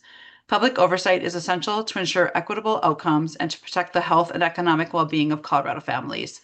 Any unique needs of data center customers should be addressed transparently and with appropriate public oversight. We respectfully ask the Commission to prioritize clean energy development, strong ratepayer protections, transparency, and environmental justice as you consider this proceeding. Thank you for your time and for your service to the people of Colorado. Thank you for joining us. Greatly appreciated. Ms. Heidi Leithwood. Thank you, Commissioners. I'm Heidi Leithwood, Climate Policy Analyst with 350 Colorado. I'm an Excel customer in Denver. and tonight I'm speaking as a member of the public. What prompted me to leave my former fulfilling career behind to work for 350 Colorado is the need to protect present and future generations from the ravages the world is already seeing from the extreme heat, wildfires, floods, crop failures, ecosystem degradation, and habitat destruction caused by rising temperatures. I have two 20-something kids, a wonderful daughter-in-law, and an 8-month-old granddaughter. It keeps me up at night thinking about the tribulations they will face because of climate change, both while I'm still alive and after my death. And like Andrew a few minutes ago, I also think about it every single day. We've been making progress in Colorado, and I really thank you for all of your work in that direction. But we must move more quickly, and for sure we can't afford to backslide. So on that theme, I'm asking you to keep the urgency of the climate crisis top of mind as you consider how to regulate large data centers to make sure that new large loads in Colorado don't make the situation worse. One issue is that we don't know how many data center projects will actually come to fruition or last long term. And this is unknown, especially amidst great public opposition to data centers and also predictions that the AI bubble may burst. I'm asking you to do everything in your power, not only through this proceeding, but others as well, to ensure that new energy infrastructure that is needed because of data center energy demands is not carbon emitting. This is a really important way that you can protect us from increasing or extending our dependence on fossil fuels. And this threat is multiplied by the fact that if any new infrastructure is based on fossil fuels, it risks becoming a stranded asset paid for by ratepayers if contracts with data centers are only 15 years. Regarding the clean transition tariff, if it's done correctly, large loads could actually help with an increased development of renewables.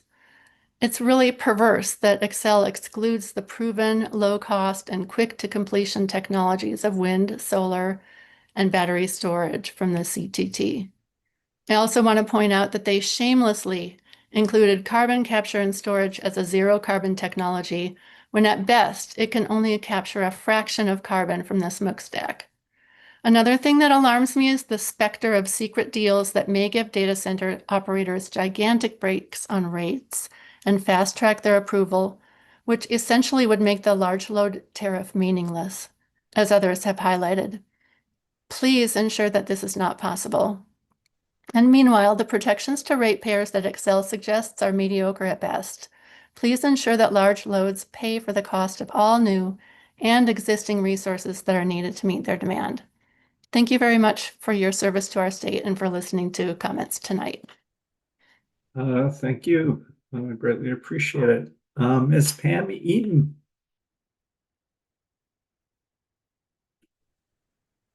Can you see me? We can see and hear you. All right, great. Well, good evening, Chairman Blank and Commissioner Plant. My name is Pam Eaton.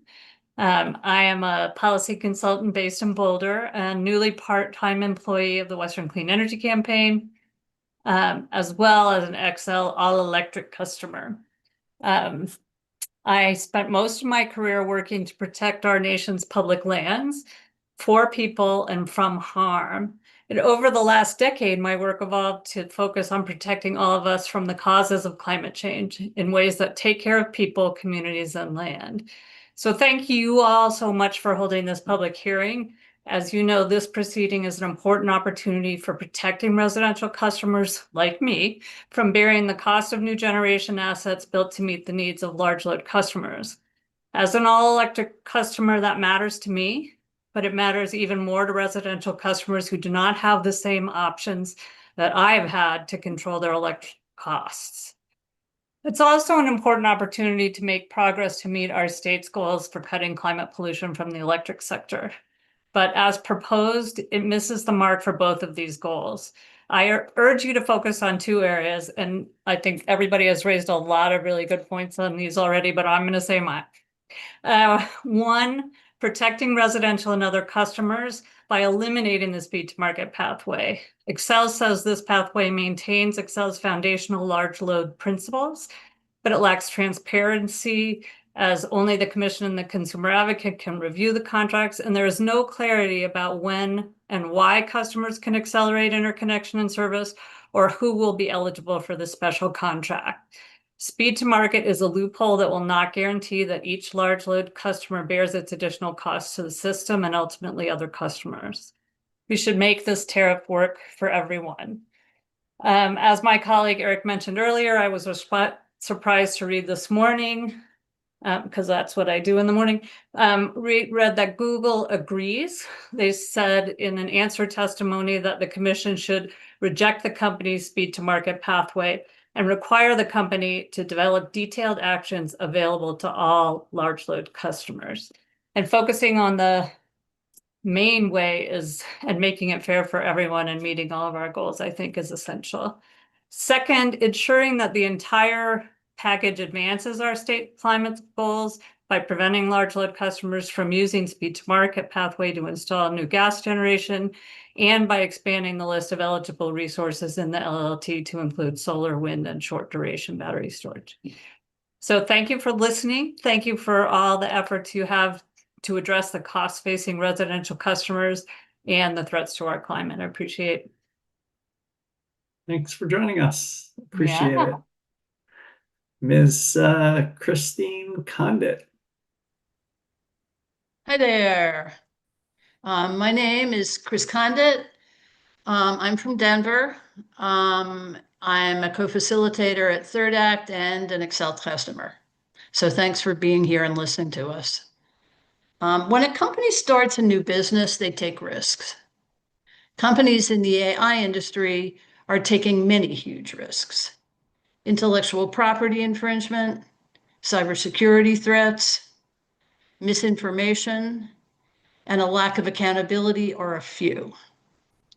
The data centers they require are a huge and expensive risk. If a large load tariff customer is successful, are they going to share their profits with the public? I don't think so. We are looking to the PUC to require that Excel protect the public from absorbing the material, health, and financial cost of these data centers. Some requirements to do this require the use of solar, wind, batteries, or other renewable sources. Ensure that investments in the grid and large load users align with or exceed Colorado's clean energy goals. Do not allow any fast-track contracts for large load customers, and enforce contract terms that protect customers from stranded asset risks.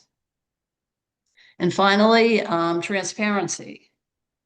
Energy and water reporting should be provided quarterly in the first 2 years and then twice a year. We note that the use of that water use, electricity use, and carbon emissions are tightly linked. Optimizing one often means worsening the other. Any changes to the technologies initially adopted must be subject to review so that the overall regulations continue to be met. You know, what's going on now reminds me of the dot-com bubble, only much, much bigger. A massive rush to market with lots of waste and failure. Data centers operate at much too large a scale to allow that to happen now. Please protect us from the impacts of that kind of catastrophe. So I want to thank everyone on the Commission for listening to us today. Thank you. Thank you. Brady Watson.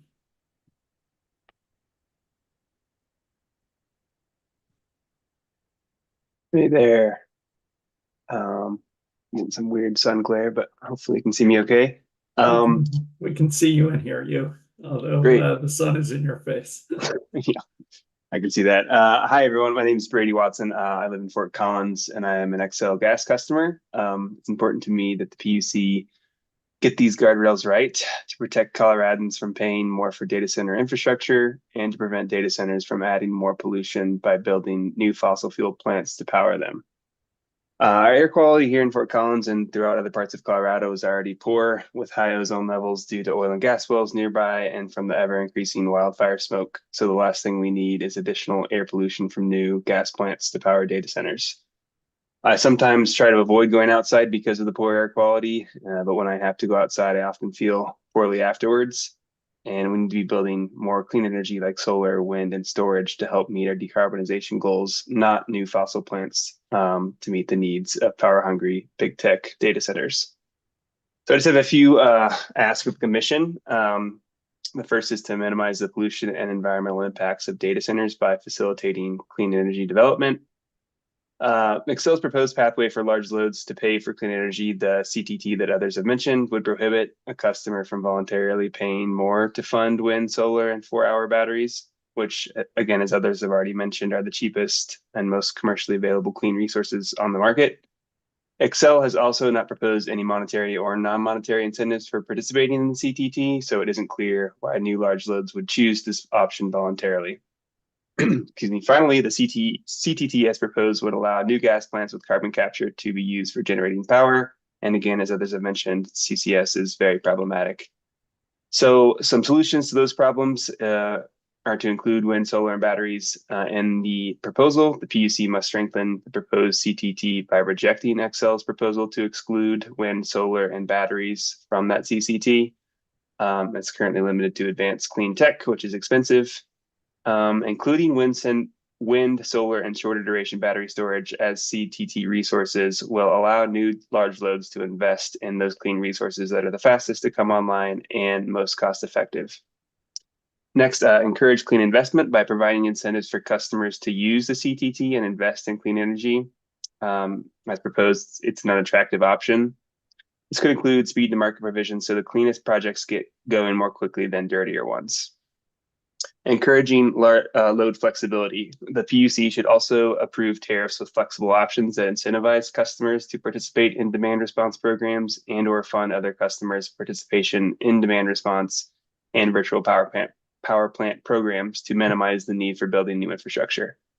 Such tools should ensure that investments in the grid for large load users align with or exceed Colorado's clean energy goals, maximize clean energy deployment, and avoid contributing to coal plant closure delays and new gas plant development. Thank you for your commitment to hearing from Coloradans and for protecting customers from the impacts of data centers development in this state. Thank you, sir. Greatly appreciated. Ms. Sophie Richardson. Hello. All right. Good evening, commissioners. My name is Sophie Richardson. I'm a law student at the University of Denver and a legal intern at the Sustainable Development Strategies Group, a Colorado-based nonprofit working on renewable energy and natural resource policy. I live in Denver and I am an Xcel customer. I'm appearing here today because I have concerns about Xcel's large load tariff proposal. I'll focus on 2 points. One, minimizing the environmental impacts of data centers and ensuring proper citizen and regulatory oversight of data center energy systems. First, the clean transition tariff, as proposed, would prohibit customers from voluntarily paying to fund wind, solar, and 4-hour batteries, despite these being the cheapest and most commercially available clean resources. The CTT would also allow new gas plants with carbon capture and expensive, inefficient, unproven technology to generate power.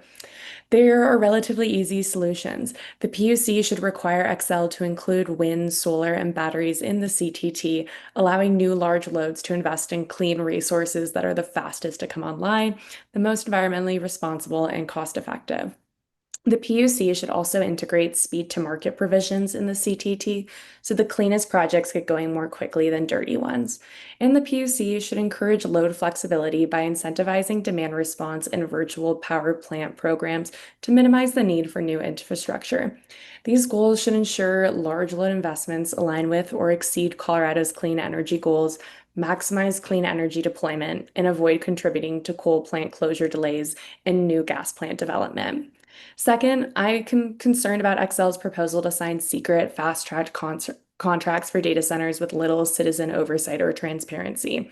Xcel's proposal would allow data center developers with unique timing timing, development, or operational requirements to bypass the large load tariff and negotiate individual, secret, or special contracts. Only the Commission and utility consumer advocate would be able to see these contracts or summaries of their key terms. This loophole would allow developers to bypass the rules and write contracts the public never sees, sidelining public interest in data center accountability. I think the solution is simple. The PUC should reject Xcel's speed to market proposal and require all data center energy requests to go through the large load tariff. Any unique needs can be addressed transparently within the large load tariff and clean transition tariff. Thank you, commissioners, for your time and service and allowing me to speak today. Thank you. Appreciate it. Mr. Robert Robinson. Thanks, commissioners, for holding this public comment session.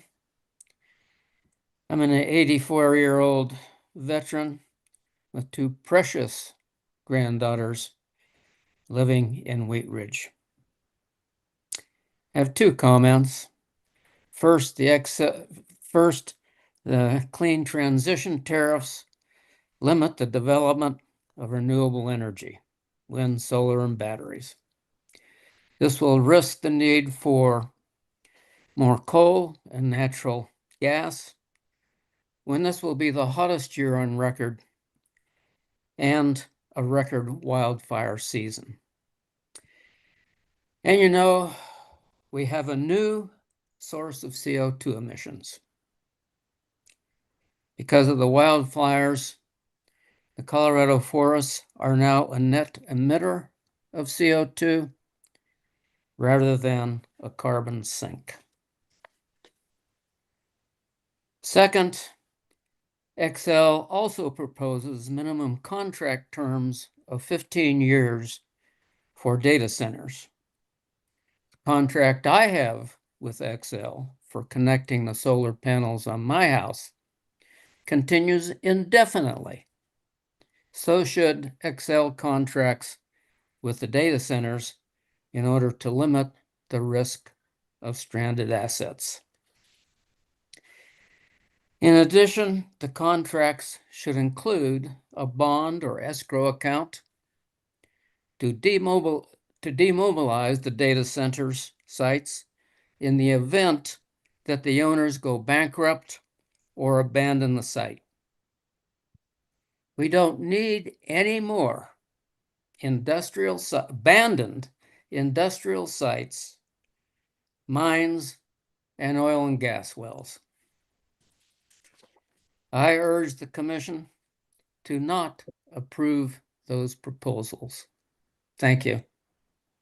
Thanks for joining us. Appreciate it. Ms. Nicole Shea Niebler. Hello. Yes, my name is Nicole Shea Niebler. I am an organizer with the Sunrise Movement.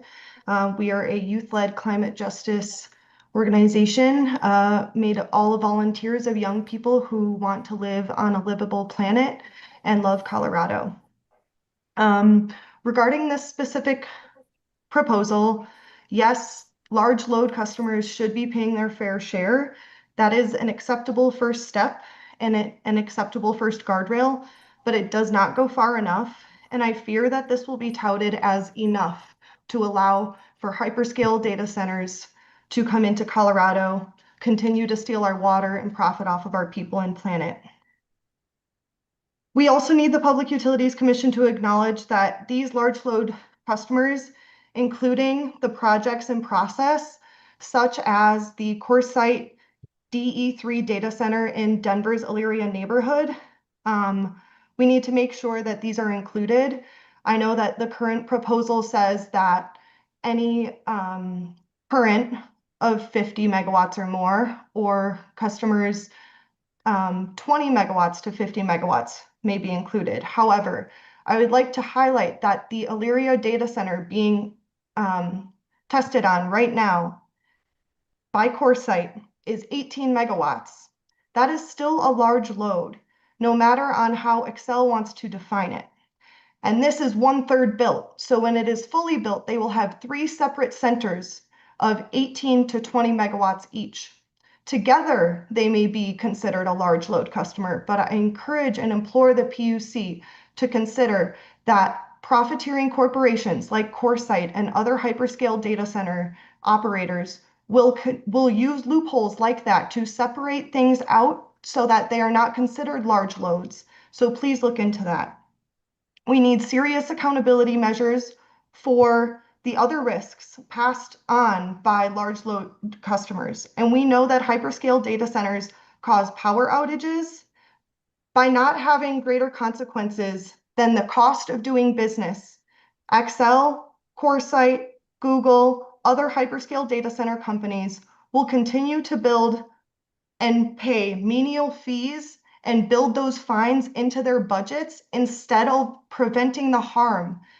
And what the PUC is supposed to do is protect us from that harm. So I implore and ask you, please, to look into these accountability measures that are larger than the cost of their doing business. Again, it is the PUC's responsibility to elevate Coloradans' livelihood and our lives over the profits of corporations. And as a young person who is terrified of what is to come and what is already happening in the climate crisis, I beg for you to make a world where we can live. Thank you. Thank you. Appreciate you joining us. Ms. Kate Jennings. Hi, good evening. Thank you, commissioners. My name is Kate Jennings. I am a palliative care physician based in Denver, and I'm a board member for Healthy Air and Water Colorado. I'm also a mom of two and an Excel customer.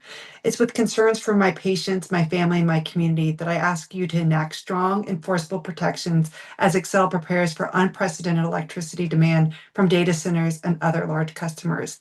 It is a public health imperative that growing electricity demand does not lead to more fossil fuel production and pollution.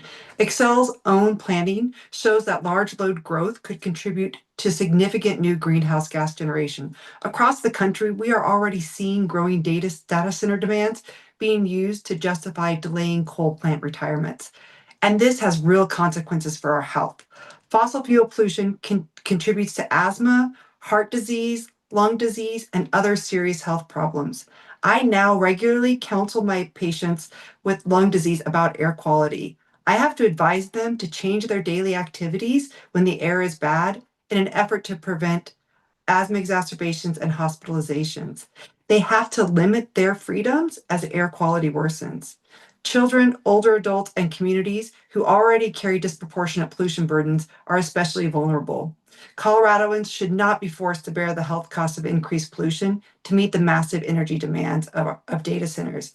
We need to strengthen the clean transition tariff so large customers can invest in proven resources like wind, solar, and battery storage with meaningful incentives to choose clean energy that reduces the need for new fossil fuel generation. Large customers must pay the full cost of the infrastructure required to serve them. Colorado families cannot be left subsidizing that infrastructure or paying for it decades after the data centers leave. Affordability is a public health issue. Higher utility bills leave families with less food, trouble buying their medications, and trouble with housing and other basic needs. Finally, we must reject Excel's proposal for private fast-track deals with data centers that seem designed to keep the public in the dark. Decisions that could shape how much infrastructure we build, what kind of energy powers it, and how much pollution it creates, and who pays for it, should receive more scrutiny, not less. If data centers have unique needs, those need to be addressed transparently through the tariff, not through secret deals like we've seen unfold in Colorado Springs, Weld County, and across the country. The bottom line is that protecting public health must be at the center of this decision. Data centers should not bring more fossil fuel pollution into our communities. They should not receive private fast-track deals without adequate public scrutiny, and they should not leave Colorado families paying for infrastructure built to serve our tech companies. Health professionals across the state urge you to adopt strong safeguards that prioritize clean energy, transparency, and accountability, and ensure that the health and financial costs of data centers are not passed on to our citizens. Thank you so much. Thank you. Appreciate you joining us. Ms. Rachel Lehman.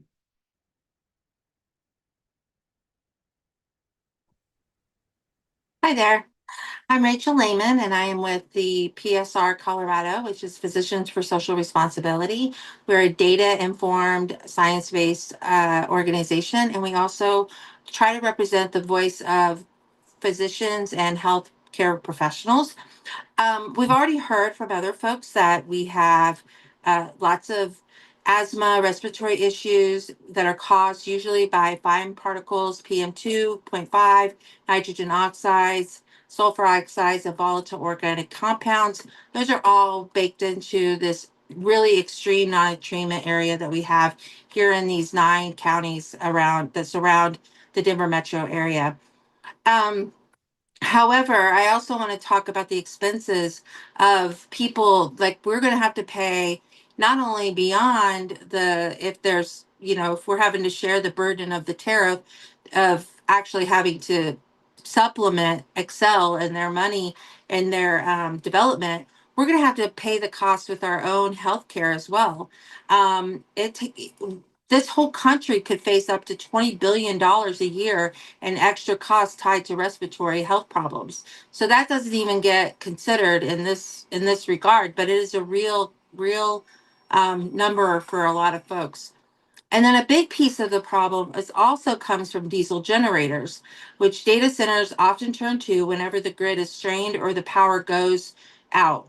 While the Clean Air Act does regulate major polluters, these backup generators tend to fly under the radar. Legally, these diesel generators are allowed for emergencies, and the pollution they produce isn't regulated the way the ongoing pollution is. There's no cap on how long they can run during an emergency. Under federal standards, generators can also be run for up to 100 hours a year for testing and maintenance. And as of 2025, the EPA allows for up to 50 hours a year for non-emergency use. So diesel generator exhaust actually settles in your lungs and causes inflammation and can damage DNA. Studies have linked this kind of exposure to heart and lung disease as well, and also high cancer risk. And we have already heard from someone else about the Glovelia Swansea area. It is particularly troubling, the placement of this data center at CoreSite, because it is right across the street from a park, a rec center, and also an old senior citizens facility. So, and they already have their generators there. You can see their backup the diesel generators there. With such close proximity, it is a real concern that these people in this community are going to be also poisoned or additionally poisoned. And this is a community that's already suffered a lot. So as data centers expand, both air and water pollution will increase, putting more pressure on our healthcare system and raising costs. These harms won't be felt equally. Vulnerable and marginalized groups are likely to suffer the most. And perhaps the bitterest twist of all, while local schools struggle to stay funded, data centers, supposedly hubs of science and progress, move in and end up polluting that already disproportionately impacted community. We also, at PSR, we also put out a fueling sickness report. So if anybody wants to check that out, you can check it out on psr.org. Thank you. Thank you. Mr. Kevin Cross. Yes, good afternoon, commissioners. My name is Kevin Cross, and I'm active with several organizations in Colorado that have been focused over the past couple of decades on getting Colorado to reduce its climate pollution. And I just want to say how much I appreciate those who have already provided their heartfelt comments and how much I appreciate the commissioners present for listening to all of us. So in recent years, we have witnessed the consequences of Colorado and the rest of the world not acting quickly enough to reduce climate pollution. Wildfires no longer affect remote areas alone. Examples are the Black Forest Fire that burned down nearly 500 homes in 2013, the Marshall Fire that burned down 1,000 homes in 2021-22, and the Aspen Acres Fire that burned down 329 homes earlier this summer. It seems like the entire Western United States is burning this year, with 850 structures destroyed in Spokane and 32 homes destroyed so far in Reno. We seem to be moving rapidly into an era where no place in the Western US is safe from wildfire. Of course, buildings are not the only things destroyed by wildfire. People and animals are often killed immediately, and the particulate matter released in the atmosphere results in many, many deaths over the long term due to lung cancer and other diseases. According to a report released by the Finnish Meteorological Institute last October, wildfire smoke results in 100,000 excess deaths worldwide each year. I don't think anyone has mentioned that particular number yet in this testimony, so I hope that the commissioners will take just a minute to let that number sink in. That's just wildfire. It's 100,000 people worldwide dead per year. That's not all particulate matter caused by fossil fuel combustion. We cannot place Colorado's climate pollution reduction goals at risk by allowing large load customers, such as data centers, to rely primarily on fossil fuel generated electricity. Xcel must incentivize large load customers to invest in wind, solar, and battery storage, which do not result in significant climate pollution. It must also incentivize large load customers to participate in demand response programs to shed electric load when called upon, to minimize the need to keep existing coal plants open or to build new fossil fuel plants. The dangers posed to our state by the climate crisis, particularly by catastrophic wildfire, which is what we are particularly vulnerable to in the Western US, are too great to allow for business as usual in the supply of electricity, particularly for large load customers. Please use all the tools you have at your disposal to ensure that our state continues on the path of reducing its climate pollution. The more quickly, the better. Again, thank you very much for listening to me and to everyone else this evening. Thank you, sir. Thanks for joining us. Ms.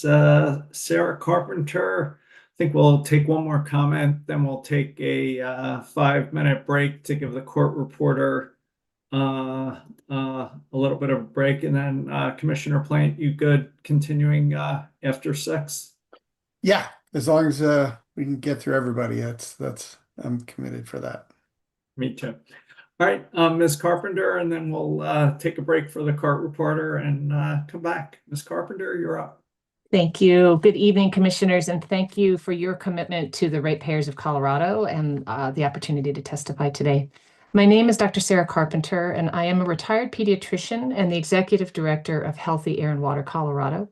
We are a nonprofit committed to elevating public health in energy decision-making. I'm also a Denver resident, and I am an Xcel customer.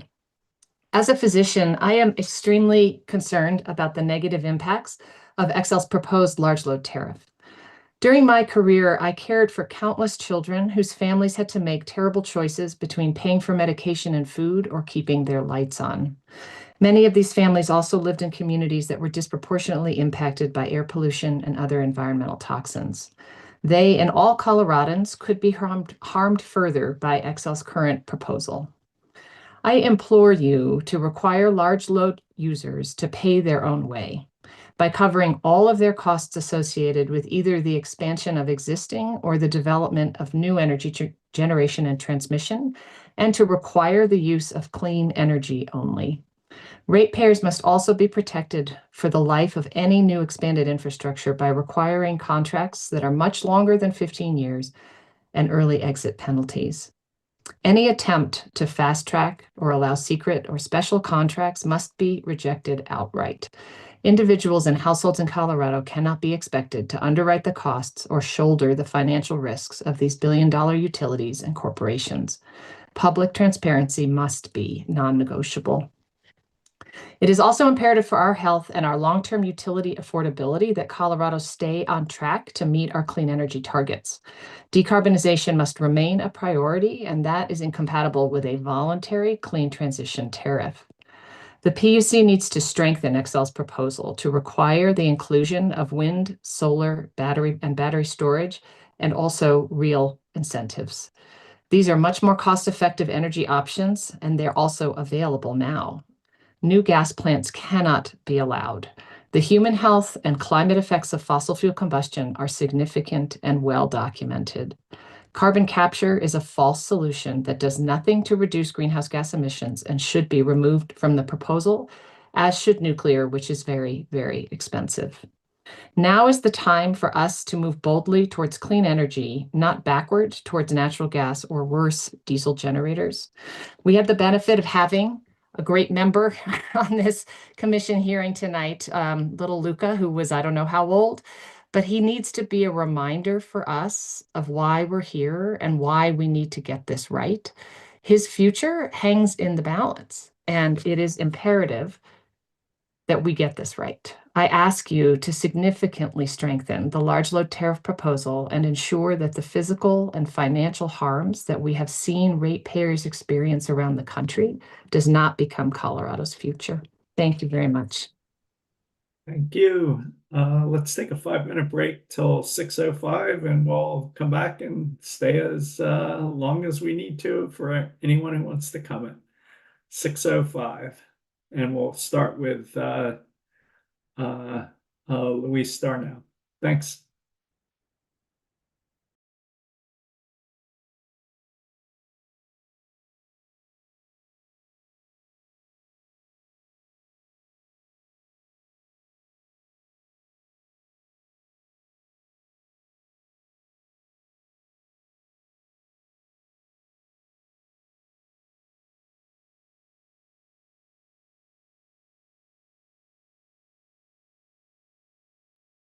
Hello, hello.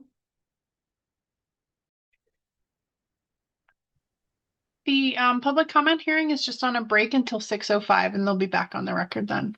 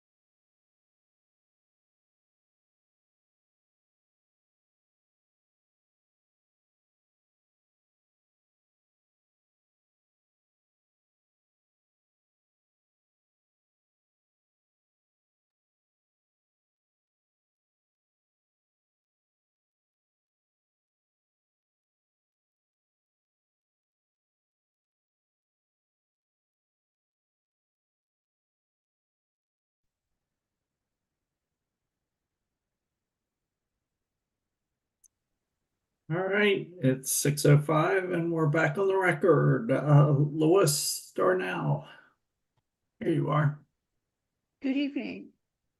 My name is Lois Darnell. I live in Southeast Denver. I am an Excel customer. I am 82 years old. I'm going to be addressing two important concerns to me. There's so many that were mentioned. One is cost, and the other is the effects of dirty air on me, my ability to breathe, and staying away from the emergency room. About cost, I'm on a fixed income and I barely make ends meet. Data centers are expensive and have enormous appetites for energy. Please protect us ordinary ratepayers.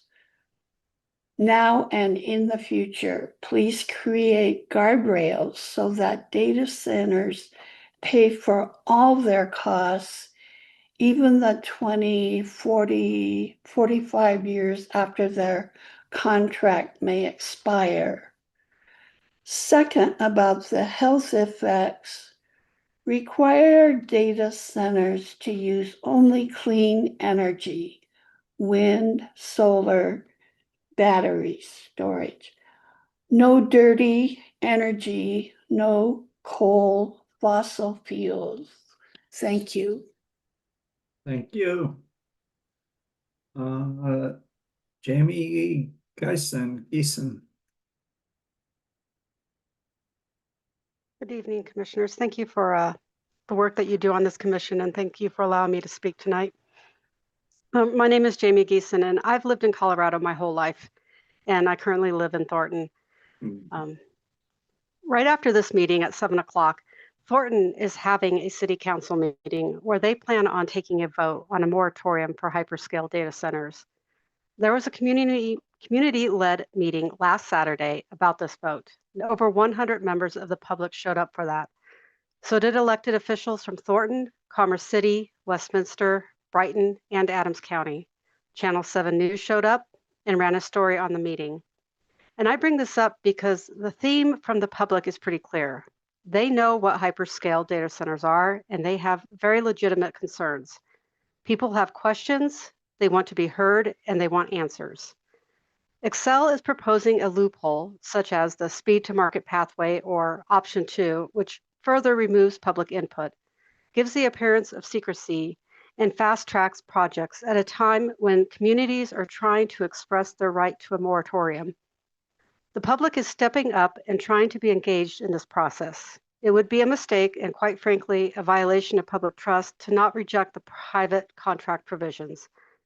The PUC must they must not approve Excel's speed to market pathway. Thank you very much. Important distinction. Yes, it is. Thank you. Thank you. Ms. Becky English. Good evening, commissioners, and thank you for your willingness to get into overtime here. I'm Becky English, a Denver resident, environmentalist, clean energy activist, clean transportation entrepreneur, and a very concerned mom and grandmom. I'm also an XL ratepayer. I'm here today to ask you for modifications in XL's proposed large load tariff, changes that prioritize the public health of our communities, the preservation of our environmental assets, residents' costs of living, and basic fairness.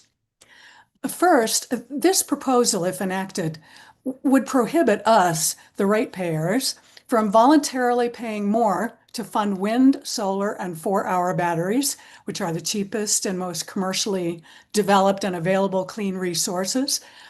The tariff as proposed would also allow new gas plants with carbon capture to be used for generating power. Use of natural gas and any other fossil fuel puts us 180 degrees off of what we need to be doing to meet Colorado's greenhouse gas reduction goals. Excuse me. And as you know, carbon capture continues to disappoint. So please ascertain that the new tariff will include wind, solar, batteries, in addition to the already included advanced clean tech solutions. The intersection with our state's scarce water resources must also be taken into consideration. In addition, it's important that customers be allowed to participate meaningfully in demand response programs that can minimize Xcel's need to invest in new infrastructure. New infrastructure, of course, shifts the yet more financial burden onto us, the ratepayers. Second, it's important that you require that the data centers pay their fair share.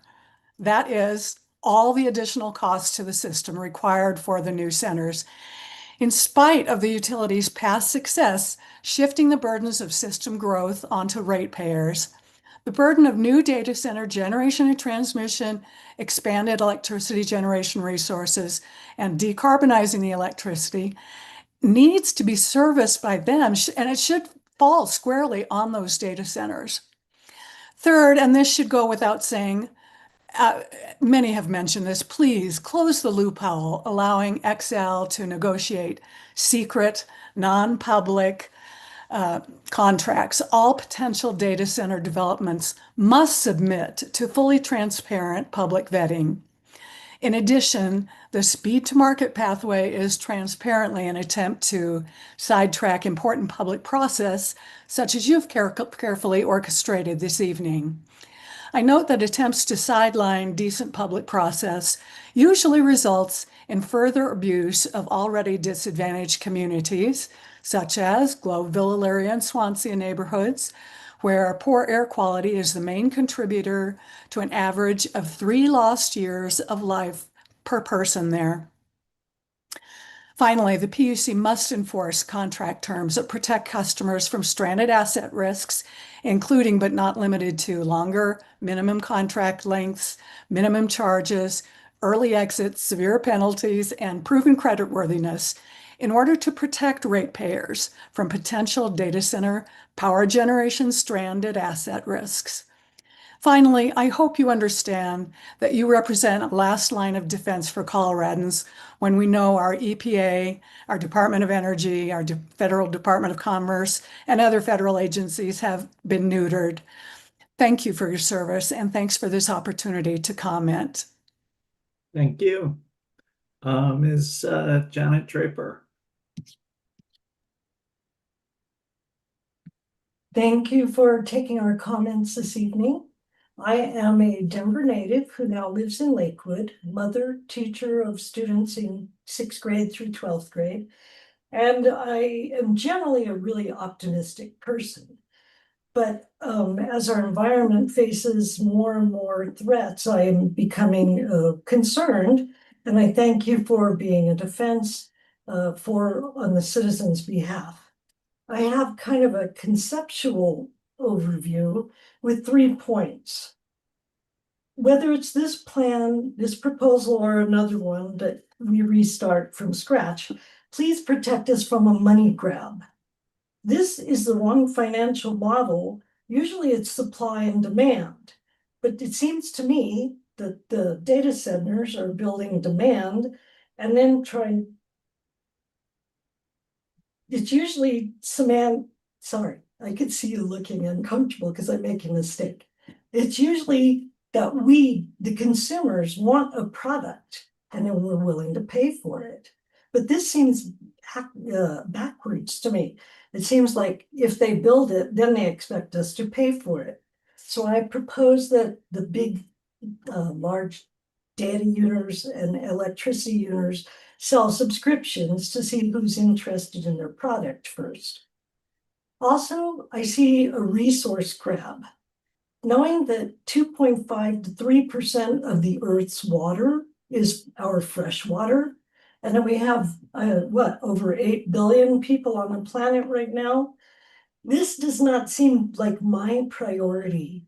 This does not seem like we have to have something that's processing data, producing noise, producing air pollution.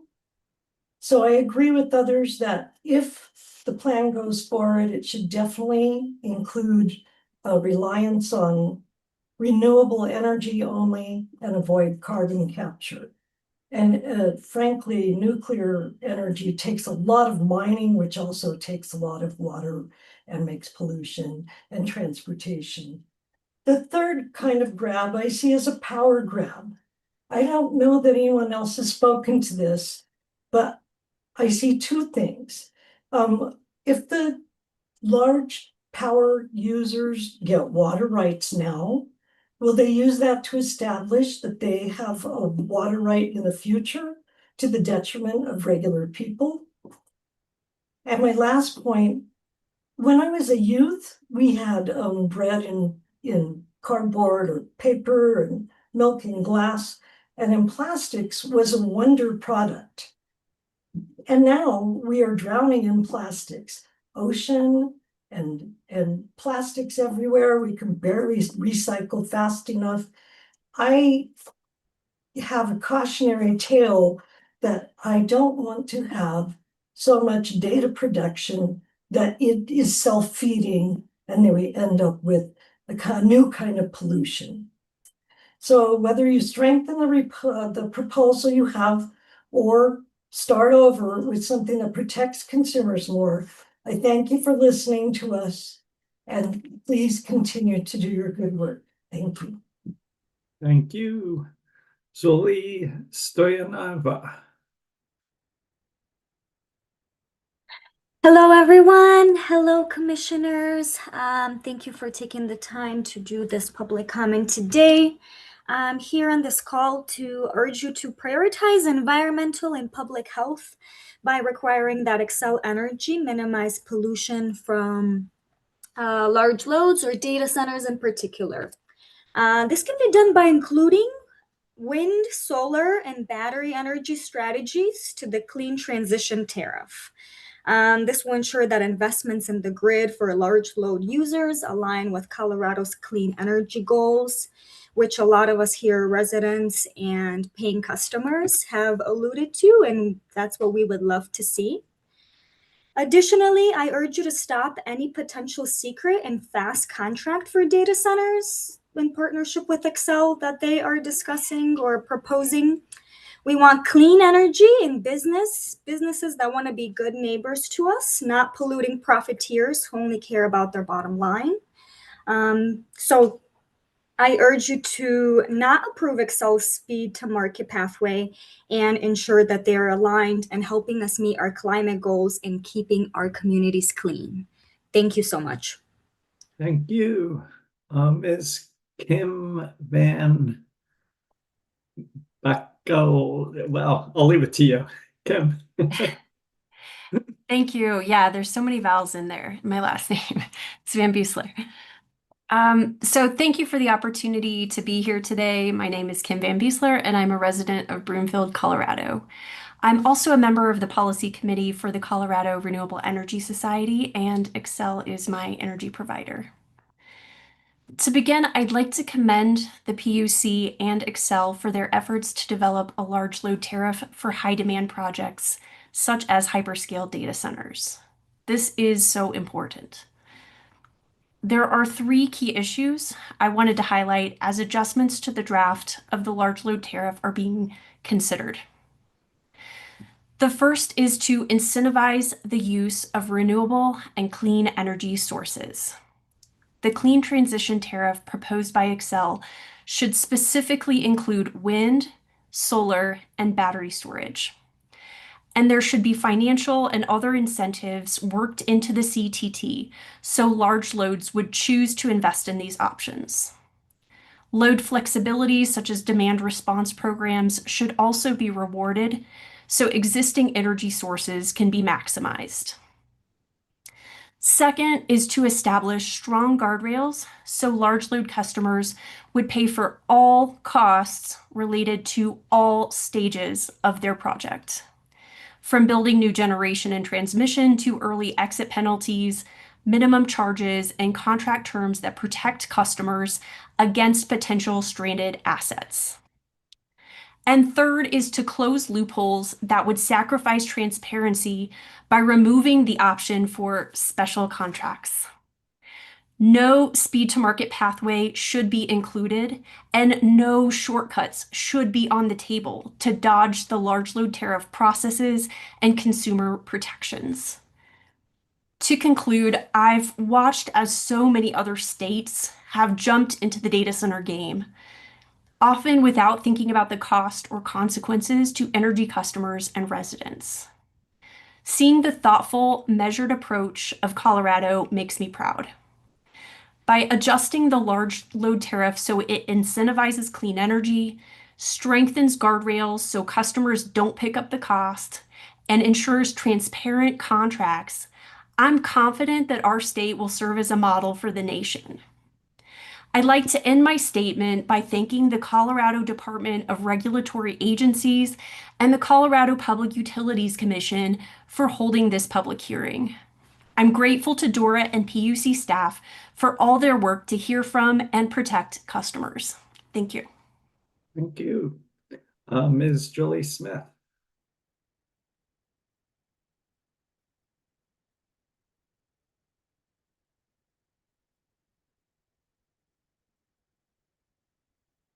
Ms. Amanda Gill. Oh, no, there's Julie. Sorry about that. I hit the wrong button. Can you see me? Yeah, but can you put your camera down a little? We can just see the top of your head. There we Oh, are. there you Gosh, are. sorry about that. I couldn't see that. So I can now. So, okay, sorry. Yes. Hello, my name is Julie Smith, and I'm speaking on behalf of Sustainable Golden, a nonprofit organization in Golden. I live in Golden and spent 40 years as an engineer, the first half of my career in the oil industry, and the second half at the Coors Brewery, ending as the energy engineer for the brewery. And I was dedicated to reducing energy and water usage. Ironically, thank you for the opportunity to speak today on behalf of Sustainable Golden. I basically agree with everything that's been said already. I'm just really humbled and I'm really excited and encouraged by all the comments that have been said already. We are in support of the strongest possible regulations and transparency in all utility energy business deals, and it's absolutely necessary to protect the working customers of Xcel Energy from paying in any way for energy infrastructure for data centers in the state of Colorado. And I'm not going to reiterate everything that's been said completely. I agree with everything. But additionally, the large load customers, I think, shouldn't be tied to the public utility grid at all. Throwing that, I don't think anybody said that quite yet. I think other than for standby power to help bring the facility back into service, should their on-site power go down or need maintenance, this is the kind of contract that the Coors Brewery in Golden has had with Xcel for decades, and it works just fine. And it's a wonderful example of corporate self-sufficiency, as opposed to using generators to get back online, which are far more polluting than the Xcel grid, which is going to be all renewable here, you know, in another decade, couple decades or so. Large load customer powers should be completely renewable. To install any kind of power generation that requires fossil fuels is completely illogical for two reasons. First of all, it flies in the face of Colorado state goals of 100% renewable by 2050, which is in 24 years. These are state goals of 90% reduction in greenhouse gas emissions, 100% renewable electricity, respectively, by 2050 per HB 19-1261 and SB 19-236. Any new power plants that depend on fossil fuels, which last about 50 years, would be obsolete when they're only halfway through their lifetime. That would be a waste of construction dollars. The second reason is that renewable energy is far less expensive than fossil fuels at this point. The solar panels and windmills tied to batteries comprise a one-time capital cost that easily pays out over the combined capital cost of constructing a new fossil fuel burning power plant, along with continuous fossil fuel purchases over the lifetime of the power plant. We can expect fossil fuel prices to continue increasing. They're not going to go down. And if we burn more fossil fuels and heat up our planet, we can expect wildfires to get worse. Colorado should also require new large customers to be self-sufficient on water usage and new HTCs to install dry waterless cooling systems. While this adds to construction costs, the investors of these facilities should be accountable to this level of responsibility and self-sufficiency. Water in Colorado is already over allocated, and there isn't enough available for additional demands of millions of gallons per day. Please enact the proposed tariff as well as the requirements for the additional things that everybody has said to rein in, keep Excel responsible and keep them honest for renewable self-supported energy and self-sufficiency of cooling water. Thank you so much for listening to my comment, and thank you for all of your hard work in support of working customers in Colorado. Thank you for joining us. Is Amanda Gill.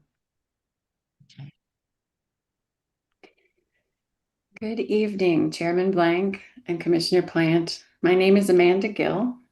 I live in Lafayette, where I am an Excel customer. I'm currently in law school, and I work as a legal extern with a Colorado-based nonprofit focused on renewable energy. It's the Sustainable Development Strategies Group, and I'm going to echo what many here have said, and I also want to tell you that I'm so proud that I get to be in their company and that you're here listening. I'm here to comment on how Excel's large load tariff proposal is not compatible with Colorado's existing policies and existing plans. We know the proposal disincentivizes commercially available clean energy resources. This commits our communities to greater environmental burdens, which have serious economic costs. But in this comment, more specifically, I want to talk about the economic costs we can very reasonably foresee in the near term related to developing infrastructure. The first problem is the need for better cost allocation terms. Excel proposes that large customers, including data centers, pay only part of the total cost to build that new infrastructure.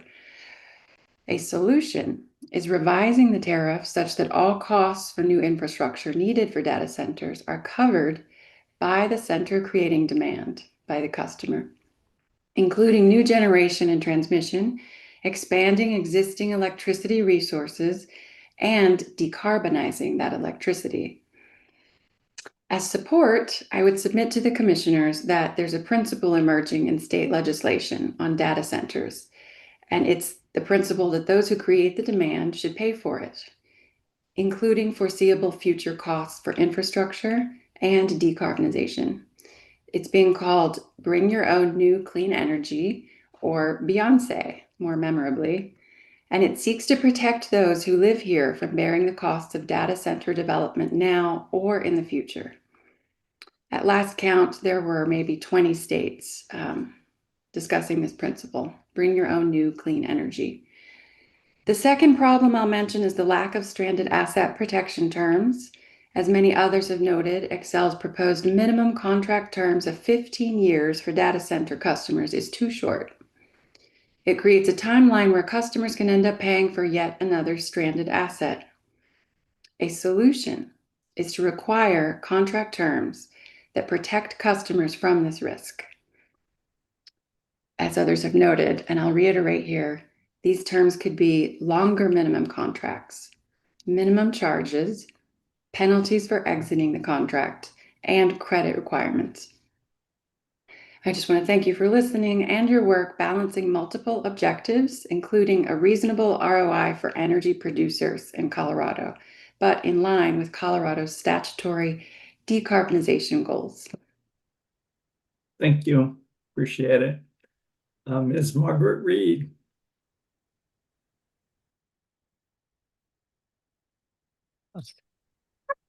Sorry, I'm in my Huh? car. Hi, thank Hi. you. My name is Meg Reed. I'm an Excel customer, a retiree, and a grandmother. I'm here today because I'm deeply concerned about the costs and consequences of bringing hyperscale data centers to Colorado. I think about my grandchild when I look at what's happening with our climate. We're all experiencing the impacts of climate change as we speak. More extreme heat, worsening wildfire seasons, and days when the wildfire smoke makes it difficult or unhealthy to be outside. And in spite of this, data centers loom over us as a massive threat to any progress we've made in Colorado to mitigate the worst impacts of climate change. As others have mentioned today, hyperscale data centers will require enormous amounts of electricity and significant new infrastructure, and I'm very concerned about who will ultimately pay for that. If a data center requires new generation, transmission, or other grid investments, those costs should be paid by the customers creating the need, not shifted onto retirees, working families, and small businesses. We also need to think about what happens years down the road. Xcel is proposing these minimum contracts of 15 years, but the power plants and transmission infrastructure built to serve these customers can last up to 60 years. If a data center leaves, the infrastructure remains. I don't want Colorado families left paying for investments that were made for a company that's no longer using them. We need strong financial protections against that risk. I'm equally concerned about how we meet this enormous new demand for electricity. We should not be keeping coal plants running longer or building new gas generation to serve these data centers. If these companies need more electricity, they should help us build more clean energy. Xcel's proposed clean transition tariff should be strengthened to include wind, solar, and battery storage, and there should be meaningful incentives for large customers to actually choose those resources. Finally, these decisions need to happen transparently. I'm concerned about Xcel's proposed pathway for special expedited contracts that could allow data center developers to move outside the standard large load process. If these projects are going to affect everybody's electricity system and potentially everyone's bills, the public deserves to know how those decisions are being made. I'm asking the commission to put Colorado families first. If data centers are coming into Colorado, we have to get this right. Make sure data centers pay the full cost they create, protect ratepayers from stranded costs, strengthen the clean transition tariff, and don't allow special pathways that reduce transparency or public scrutiny. Thank you so much for listening to us tonight. Thank you. Mr. Harrington. Hey, Eric. Hey, Tom. Give our regards to Megan when you see her next. And I'm RJ. You've heard from me in the past. And so I'm going to speak to us all as humans. Start off with the pro-human AI declaration, which you may or may not be aware of. 5 points: keeping humans in charge, avoiding concentration of power, protecting the human experience, human agency and liberty, and then most importantly, apropos to what we're discussing this evening, responsibility and accountability for AI companies and these large loads that will be serving those AI data centers. I completely concur with everything everybody's put forward so far, so I'm not going to repeat that. I've got a number of different colleagues. I'm a member of Environmental Entrepreneurs, E2, not speaking on behalf of that organization this evening. However, as a member, I've got lots of other colleagues that have been doing, frankly, Eric, what you did prior and developing clean energy projects. Most specifically, a fellow by the name of Sam Aarons, who said last week on a webinar, if you're not in the game, you can't have any influence. And we humans appreciate you humans and your staff for allowing us this opportunity to comment so that we are in the game. One of what Sam does is he's working with large load data centers directly so that those developers use his on-site generation and storage technologies to build a clean facility. So we know it can be done. And the technology has existed for a while. And I love all my fellow commenters, and power to us and Colorado for bringing this comment period to bear across the state. You know full well, Tom and Eric, that what we do is not cheap. bringing clean energy resources to the market is less expensive, has been less expensive for quite some time. So thanks, Julie Smith, for saying less expensive as opposed to cheap. And I don't want to belittle folks that use that word cheap because it's just in our vernacular. However, it continues to get less and less expensive. Now, what I've been doing now for the last couple of years, full-time for the last 9 months, is bringing on-site generation and storage to both residential and small commercial customers. You've heard me talk about this in the past, but it's becoming more of a reality. Our lower expensive projects, our technologies are now capable of pulling members of the grid offline. They can't do that inexpensively. It costs more to become their own nano grid, to build their own utility. But what I don't want to have happen, and this is embedded in the morals and ethics of our business model, we don't tell our customers, you should do this. They can do it, and they'll soon find out after they get a permission to operate, or even before they get permission to operate from the utility, that they can run their house. Our house here in Louisville, XL customer, net metered customer since 2007. We just upgraded our old solar system, added this new hybrid inverter and storage technology. And before we got PTO, we were basically able to run off grid. So if we do that, if others like us do that, again, not inexpensively, but less expensively, frankly, than if we put a methane generator on our property, more and more of us do that, it could result in what you know as the utility death spiral. We don't want to cut the cord. We want to have our resources provide the ancillary benefits that they can provide to the grid. Okay? If large data centers and the way that Xcel has proposed to bring them online with this large load tariff, if it happens that way, and Xcel continues to treat all of its customers with such disregard with these kinds of proposals, more and more folks are going to be incented to invest in their own nanogrids. What happens if they do that and they cut the cord? Then the folks that can least afford to do those kinds of projects, either on their own property or as rental customers, even with balcony solar, they're going to be left holding any stranded liabilities, called stranded assets, but they're liabilities to all of us if more fossil generation is brought online. So ancillary comments, but I do agree with most of what everybody else said about this particular tariff. And those things should be done to make sure that we strengthen this proposal. But keep in mind always this consideration that we want, in my opinion, Julie, keep this stuff connected to the grid, because the more clean energy we can integrate, the more distributed energy resources are integrated, the more resilient the whole grid becomes, and the less impact those large loads will have. Thank you, gentlemen. Deeply appreciate everything you've done for us and continue to do. Keep up the good work. Thank you, sir. Mr. James Marshall.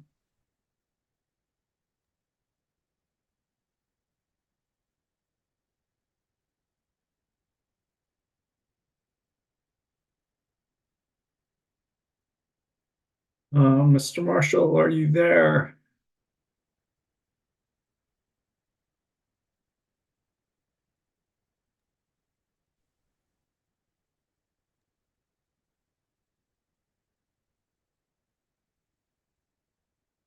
I see you trying to unmute and turn your camera on. I'm going to go to Ms. Deanne Major, and we'll come back to you in a second if you can figure out how to get your camera on and unmute it. There you are, Ms. Major. Great. Yes, so excited. Okay, my turn. Okay, great. Yeah. My name's Deanne Major, and I live in Lakewood. I am an Xcel customer. Thank you so much for the opportunity to speak on such a critical issue. I also very much appreciate your time, and this is a rather long evening of testimony, but it is so important, and I thank you. I don't support paying for the infrastructure and maintenance of large load customers. I see this as a social, environmental, and economic justice issue. And often the three are intertwined. And that is what we're seeing now with the data centers. I am a disability advocate. I've been this for the past 25 plus years. So on a daily basis, I'm working with people that are elderly, disabled, and other marginalized community members struggling to make household budgets meet their needs. Any increase in rates from Xcel is deeply felt, I assure you, and could result in tipping people into homelessness. These are heartbreaking situations with people choosing between heat or buying their medications or buying their food for themselves or their children. So there's always repercussions when rates are impacted. Personally, I feel deeply about doing everything in my power to address climate change, including the limited resources of water that we currently have and will continue to have due to climate change.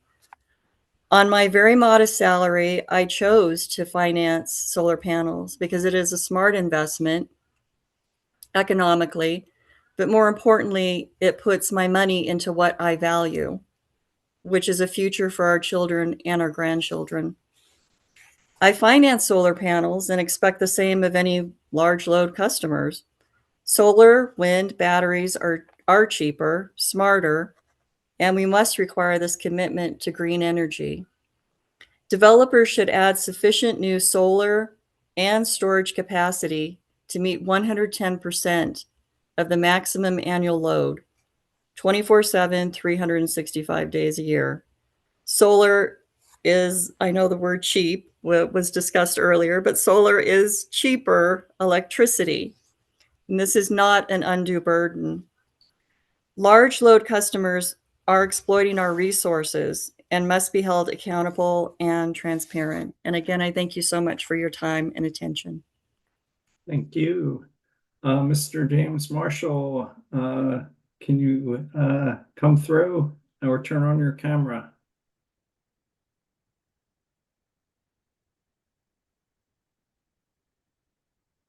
We'll keep going. Mr. Steve Zabo.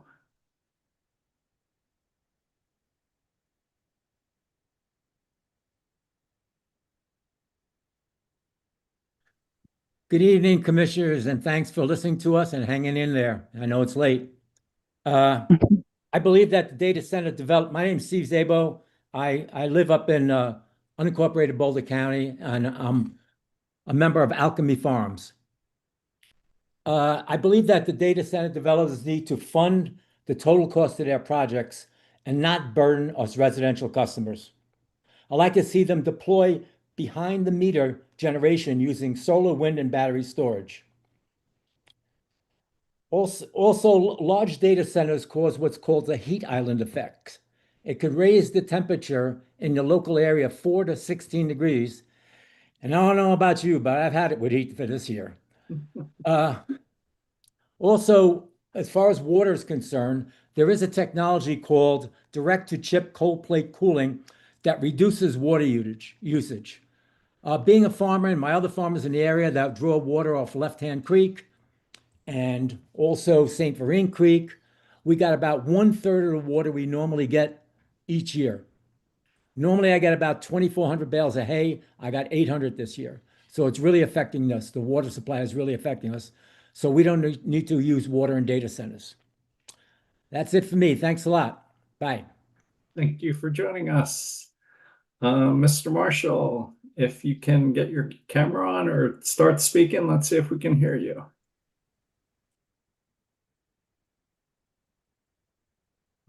Not sure what's happening, but we'll do our best to figure this out by the end. Mr. Nathan Sloat. Hey everybody, good evening. So my name is Nate. I live in the Arvada area. For my day job, I make renewable energy projects for tech companies and data centers among them.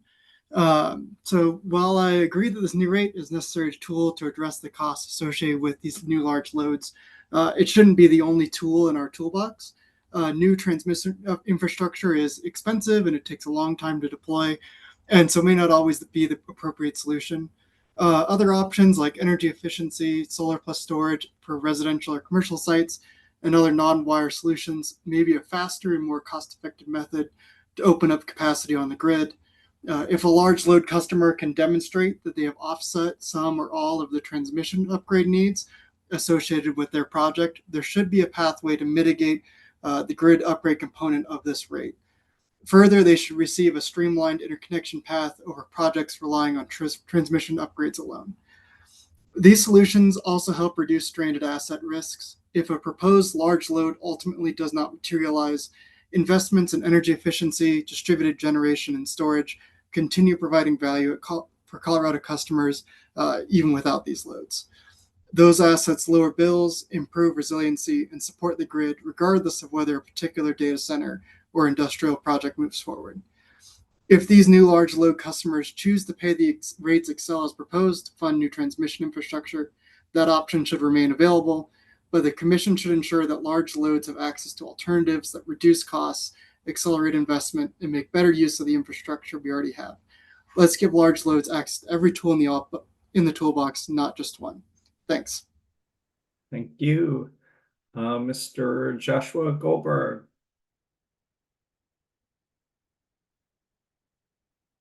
Oh, see if you can see me okay. Can see and hear you. Perfect. Thank you, commissioners, for making time to talk about this matter and for staying an extra 3/4 of an hour extra to hear our comments.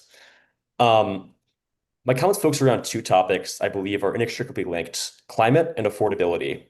I am a Xcel gas and electric customer, and I work in the renewable energy space. Greenhouse gas emissions, in addition to their impact on the health of our communities, has a direct impact on affordability. As an example, California has some of the highest bills in the country and is forced to spend on expensive weatherization solutions such as undergrounding utility lines as a result of the impacts of climate change. And increased climate risk translates to higher bills, more frequent and prolonged power shutoffs, as we've seen in many parts of Colorado, and a potential harm to people through wildfires that can be sparked by power infrastructure. In order to be effective, the Clean Transition Tariff needs to mandate clean energy, offer incentives for data centers, or impose penalties for not procuring clean energy. I'm unclear from its current form why data centers would voluntarily opt into this tariff, as neither carrots nor sticks are obvious in its current form. Data centers are some of the least cost-sensitive customers. If incentives are used instead of clean energy mandates and the Clean Transition Tariff, they should revolve around other priorities that are top of mind for data centers, such as speed of power or receiving priority over other projects instead of relying purely on financial incentives.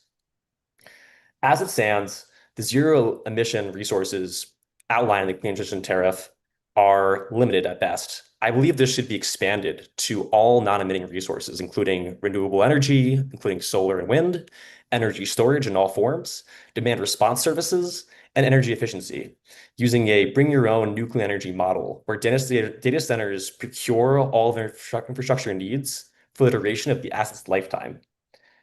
This could include solutions that directly benefit customers, such as drawing from New Jersey's recent landmark bill, the Data Center Fair Share Act, which mandates data centers procure energy-efficient heat pumps, home batteries, and rooftop solar. In addition, procuring bidirectional chargers for customers with electric vehicles would serve the same purpose of load shifting. This would accelerate state energy efficiency, electrification initiatives, bolster resiliency in communities through energy storage, and potentially lower bills. Without clear incentives or a mandate, gas will likely be favored over other resources as Xcel is familiar with it and because of its high capacity factor. These are not bridge solutions as their asset lifetime spans decades for most turbines. Not to mention the need for Xcel to recoup costs on new investments in natural gas pipelines to service generators. And even with carbon capture itself does not capture all point source emissions, and natural gas pipelines are notoriously leaky. I hope you'll consider mandating data centers pay for their own clean capacity, or at least create incentive structures to encourage it. Thank you both for your time and the good work you do protecting Colorado. Thank you. Is Karen Holweg?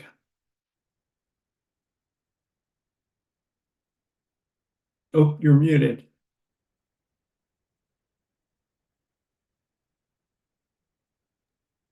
There you go. Can you hear me now? We can hear you and see you now. Thank you very much. My name is Karen Holweg. I'm a retired educator and one of Excel's Colorado customers. Prior to retiring, I sealed and insulated my townhouse and installed solar panels so that I could have predictable energy costs in retirement that I could afford to pay on a fixed income.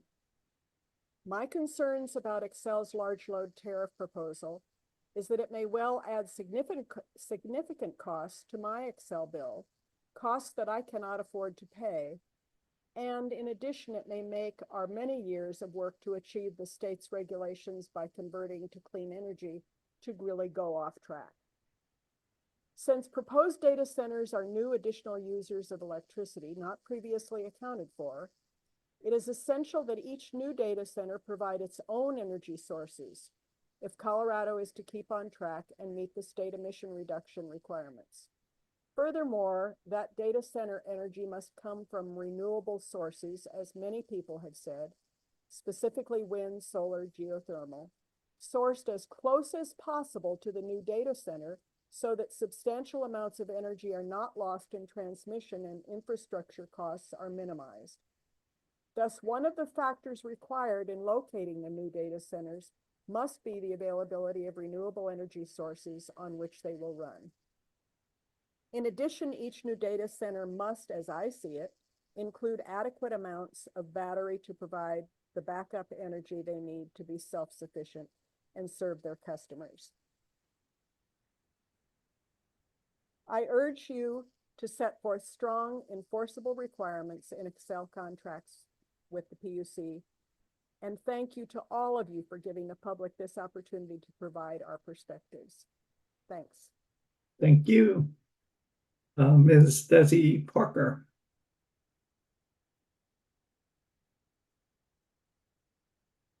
Oh, you're muted. Oh, Nah, there we go. you're good. Thank you. Yep. Thank you for the chance to speak today and also for staying on so late to hear all of us. There's so many Coloradans that are worried about our rates and about our air. And I've seen the history that you've shown of truly listening when we speak. So I'm grateful for this opportunity. My name is Desi Parker. I live in Monte Vista. It's located in the San Luis Valley. Excel provides both my electric and gas service.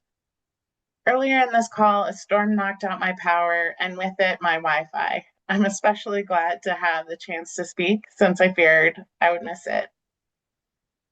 Large load tariffs and data centers matter to me because I come from a computer science research background, and I know how much daily life now runs through data centers. Life without them would look very different. We aren't getting rid of data centers. However, we can integrate them in smart, fair ways.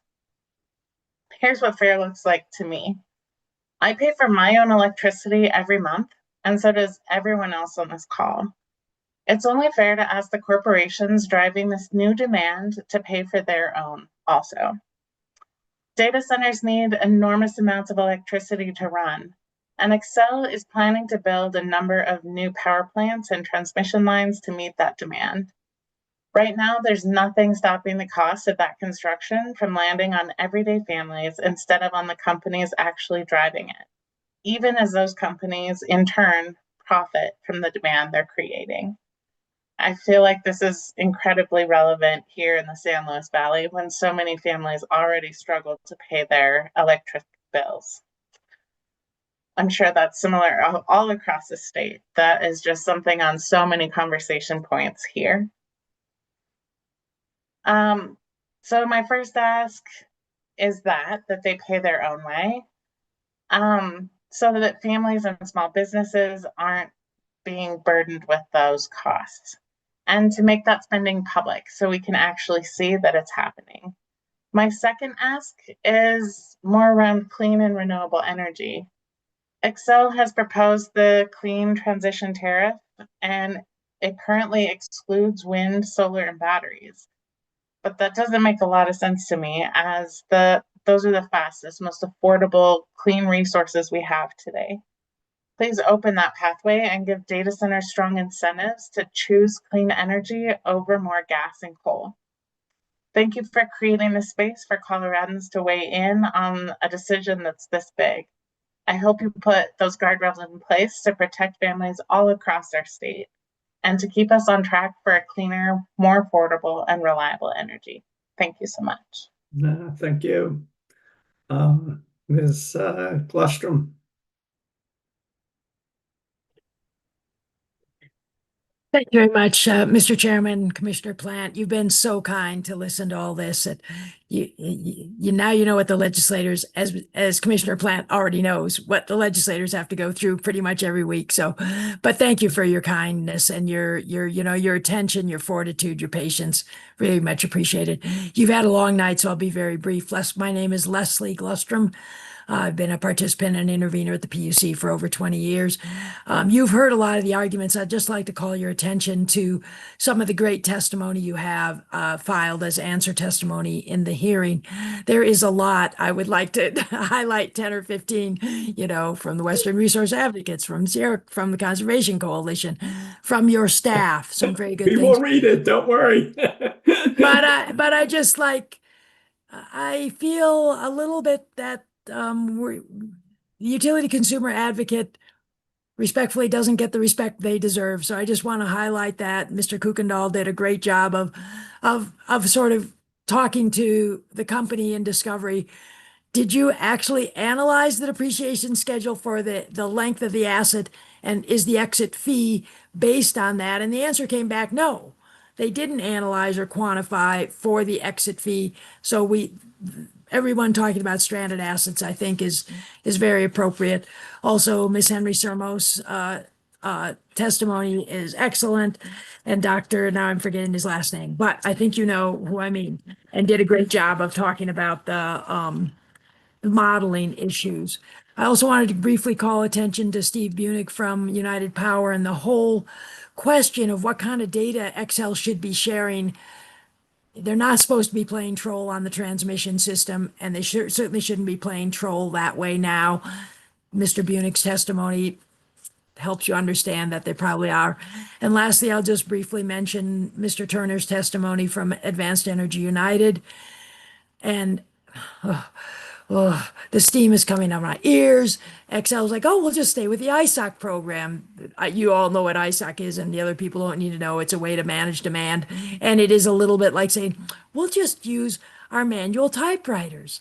Because ISOC, the steam's coming out of my ears.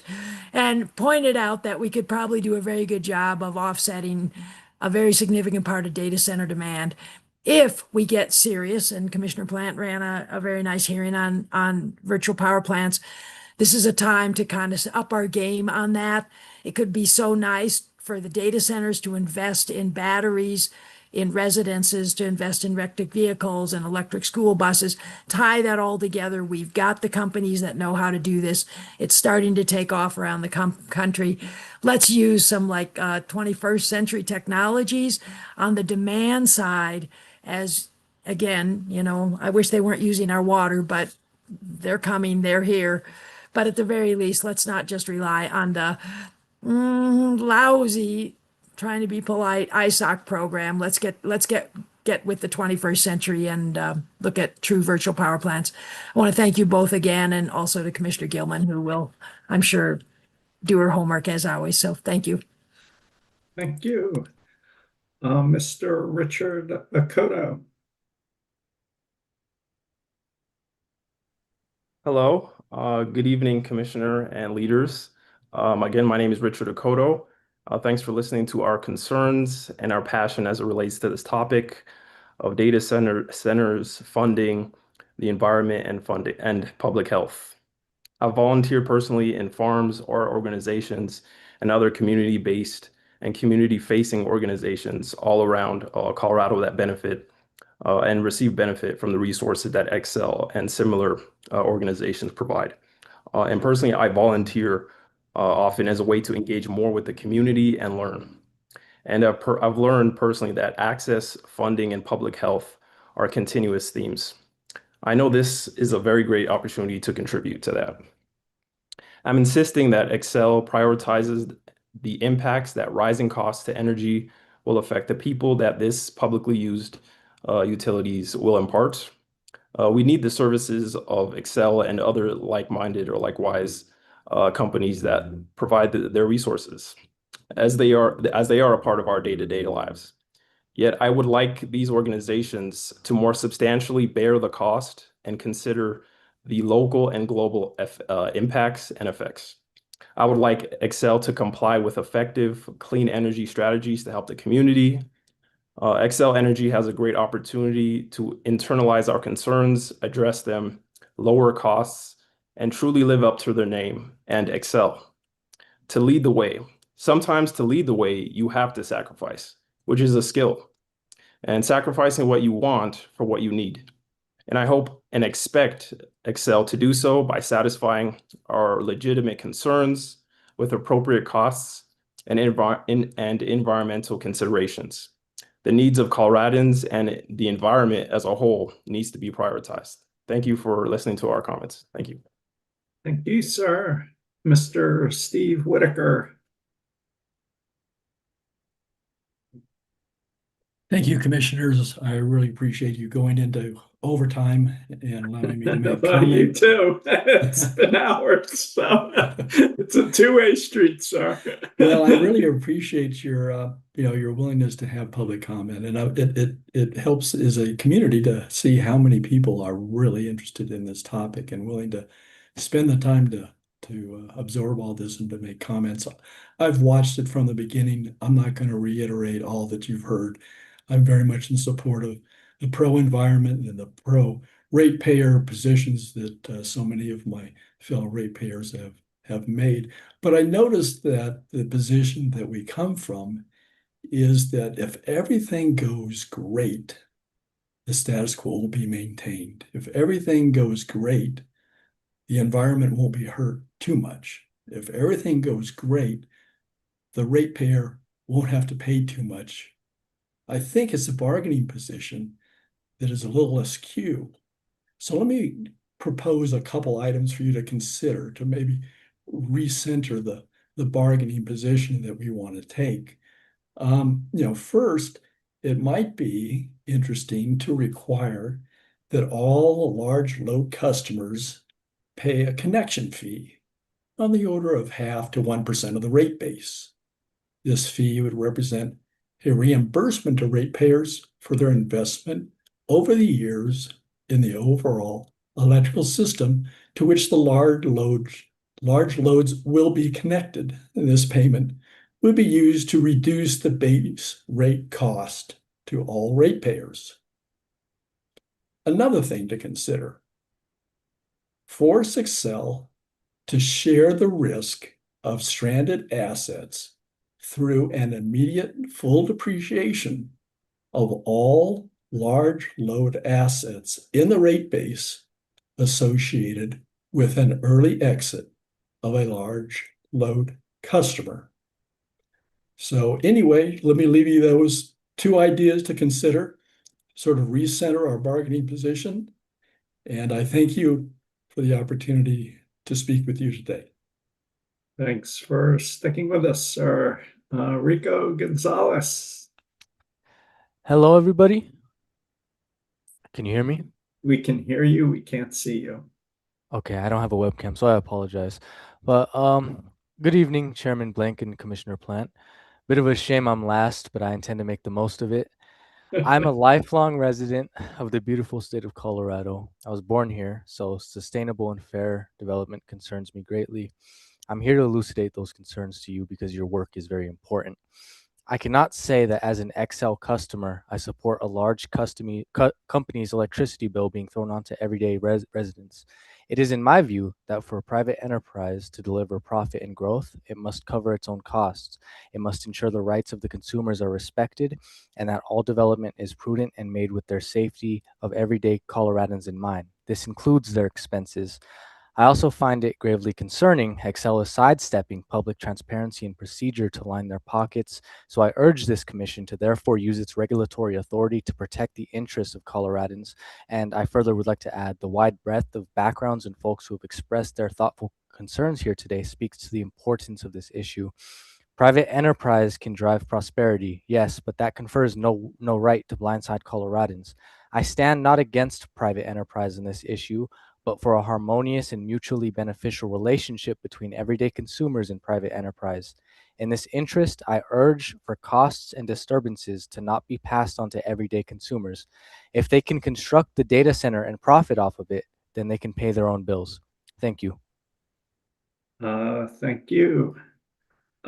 James Morris, I think you're the last one with a hand up, and we're 3 hours in, so you're up. Okay, thanks for listening. I sometimes have asthma, and I need to be careful about walking or biking on the pollution days with ozone, smoke, and high temperatures. I agree with the points from Empower Our Future and Clean Energy Action. The stuff basically about public health and not charging customers for the higher electricity. Excel pushes a lot of things that would benefit them by the return on equity stuff like nuclear power and keeping the coal plants going and things that seem to be boondoggles to me. Personally, I have places I will go out to a restaurant and it'll be closed or friends will have to leave it because electricity's off. And that was worse recently, that happened last Friday, but I mean, it was worse before where maybe hospitals and lots of businesses and lots of people were off for extended period. I sort of like, I don't know if you want to read it, but New Yorker has an article called Taking the Heat. It's all about heat waves. Like they seem to kill in Europe 70,000 people in 22, 63,000 in 23, and so far in Paris this year, 10,000. And they have temperatures of 105, 108, 111 degrees.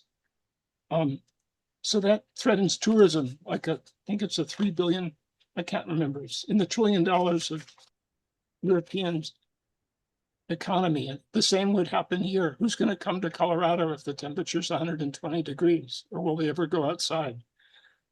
Excel, they had a profit of 900 billion in 2025, even after paying off for being accused of starting the Marshall Fire, which, well, anyway, they donated 25,000 to the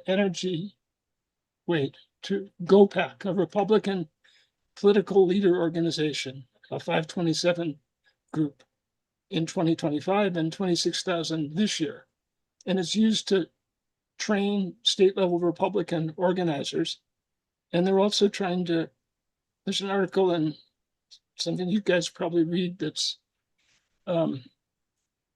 Energy and Policy Institute. It's about the regulators roundtable so that the National Association of Regulatory Utility Commissioners, some of their chair people a few years ago, maybe it was only last year, were recruiting people to the regulators roundtable, which is this thing that tries to oppose the Department of Justice anti-competitive regulations, trying to get rid of vertical utility companies, trying to get rid of Green New Deals and, just creating talking points and soliciting money from utility companies. So anyway, it's, I think, part of something bad. I don't know what you can do. Like, what can you do? It seems like oil company profits are going to be $495 billion this year. And last year, just a few of them, Exxon, the profit was 29 billion. Saudi was 93. Musk contributed $290 million in the 2024 elections. And he's done 90 million so far this time. So climate change, data centers, AI, it seems like this is taking us away from a society that bends towards justice. It seems to be benefiting billionaires and Excel and AI and other utilities. So I don't think we should be financializing our society to extract the most money from the most people. But I don't like return on equity. I don't like Excel investing in gold-plated investments instead of lower cost renewable ones. So I don't mean to be negative, but I sure hope you can find some good solutions out there. And I know Leslie and a bunch of the other people talking today Thank have you. hopes for you. Thank you, sir. Appreciate it. Is there anyone else who'd like to speak today? And I'd ask our team, Megan Castle, to reach out to Mr. Marshall, who had trouble getting his camera in unmuted. Is there anyone else who hasn't spoken who'd like to speak?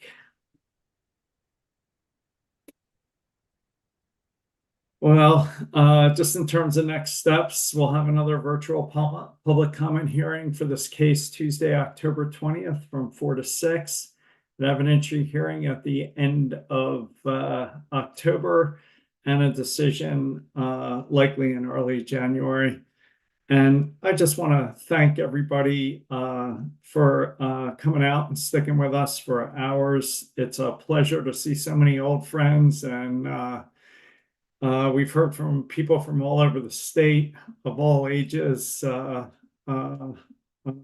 it's just been really valuable to hear the conversation. So I don't know, Commissioner Plant, anything you want to add?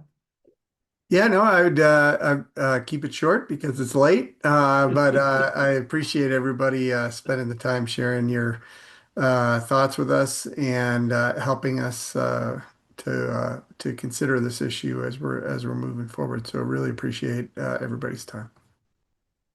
With that, thanks so much for sticking with us, and we'll see everybody next time. Thank you. Thank you. Bye.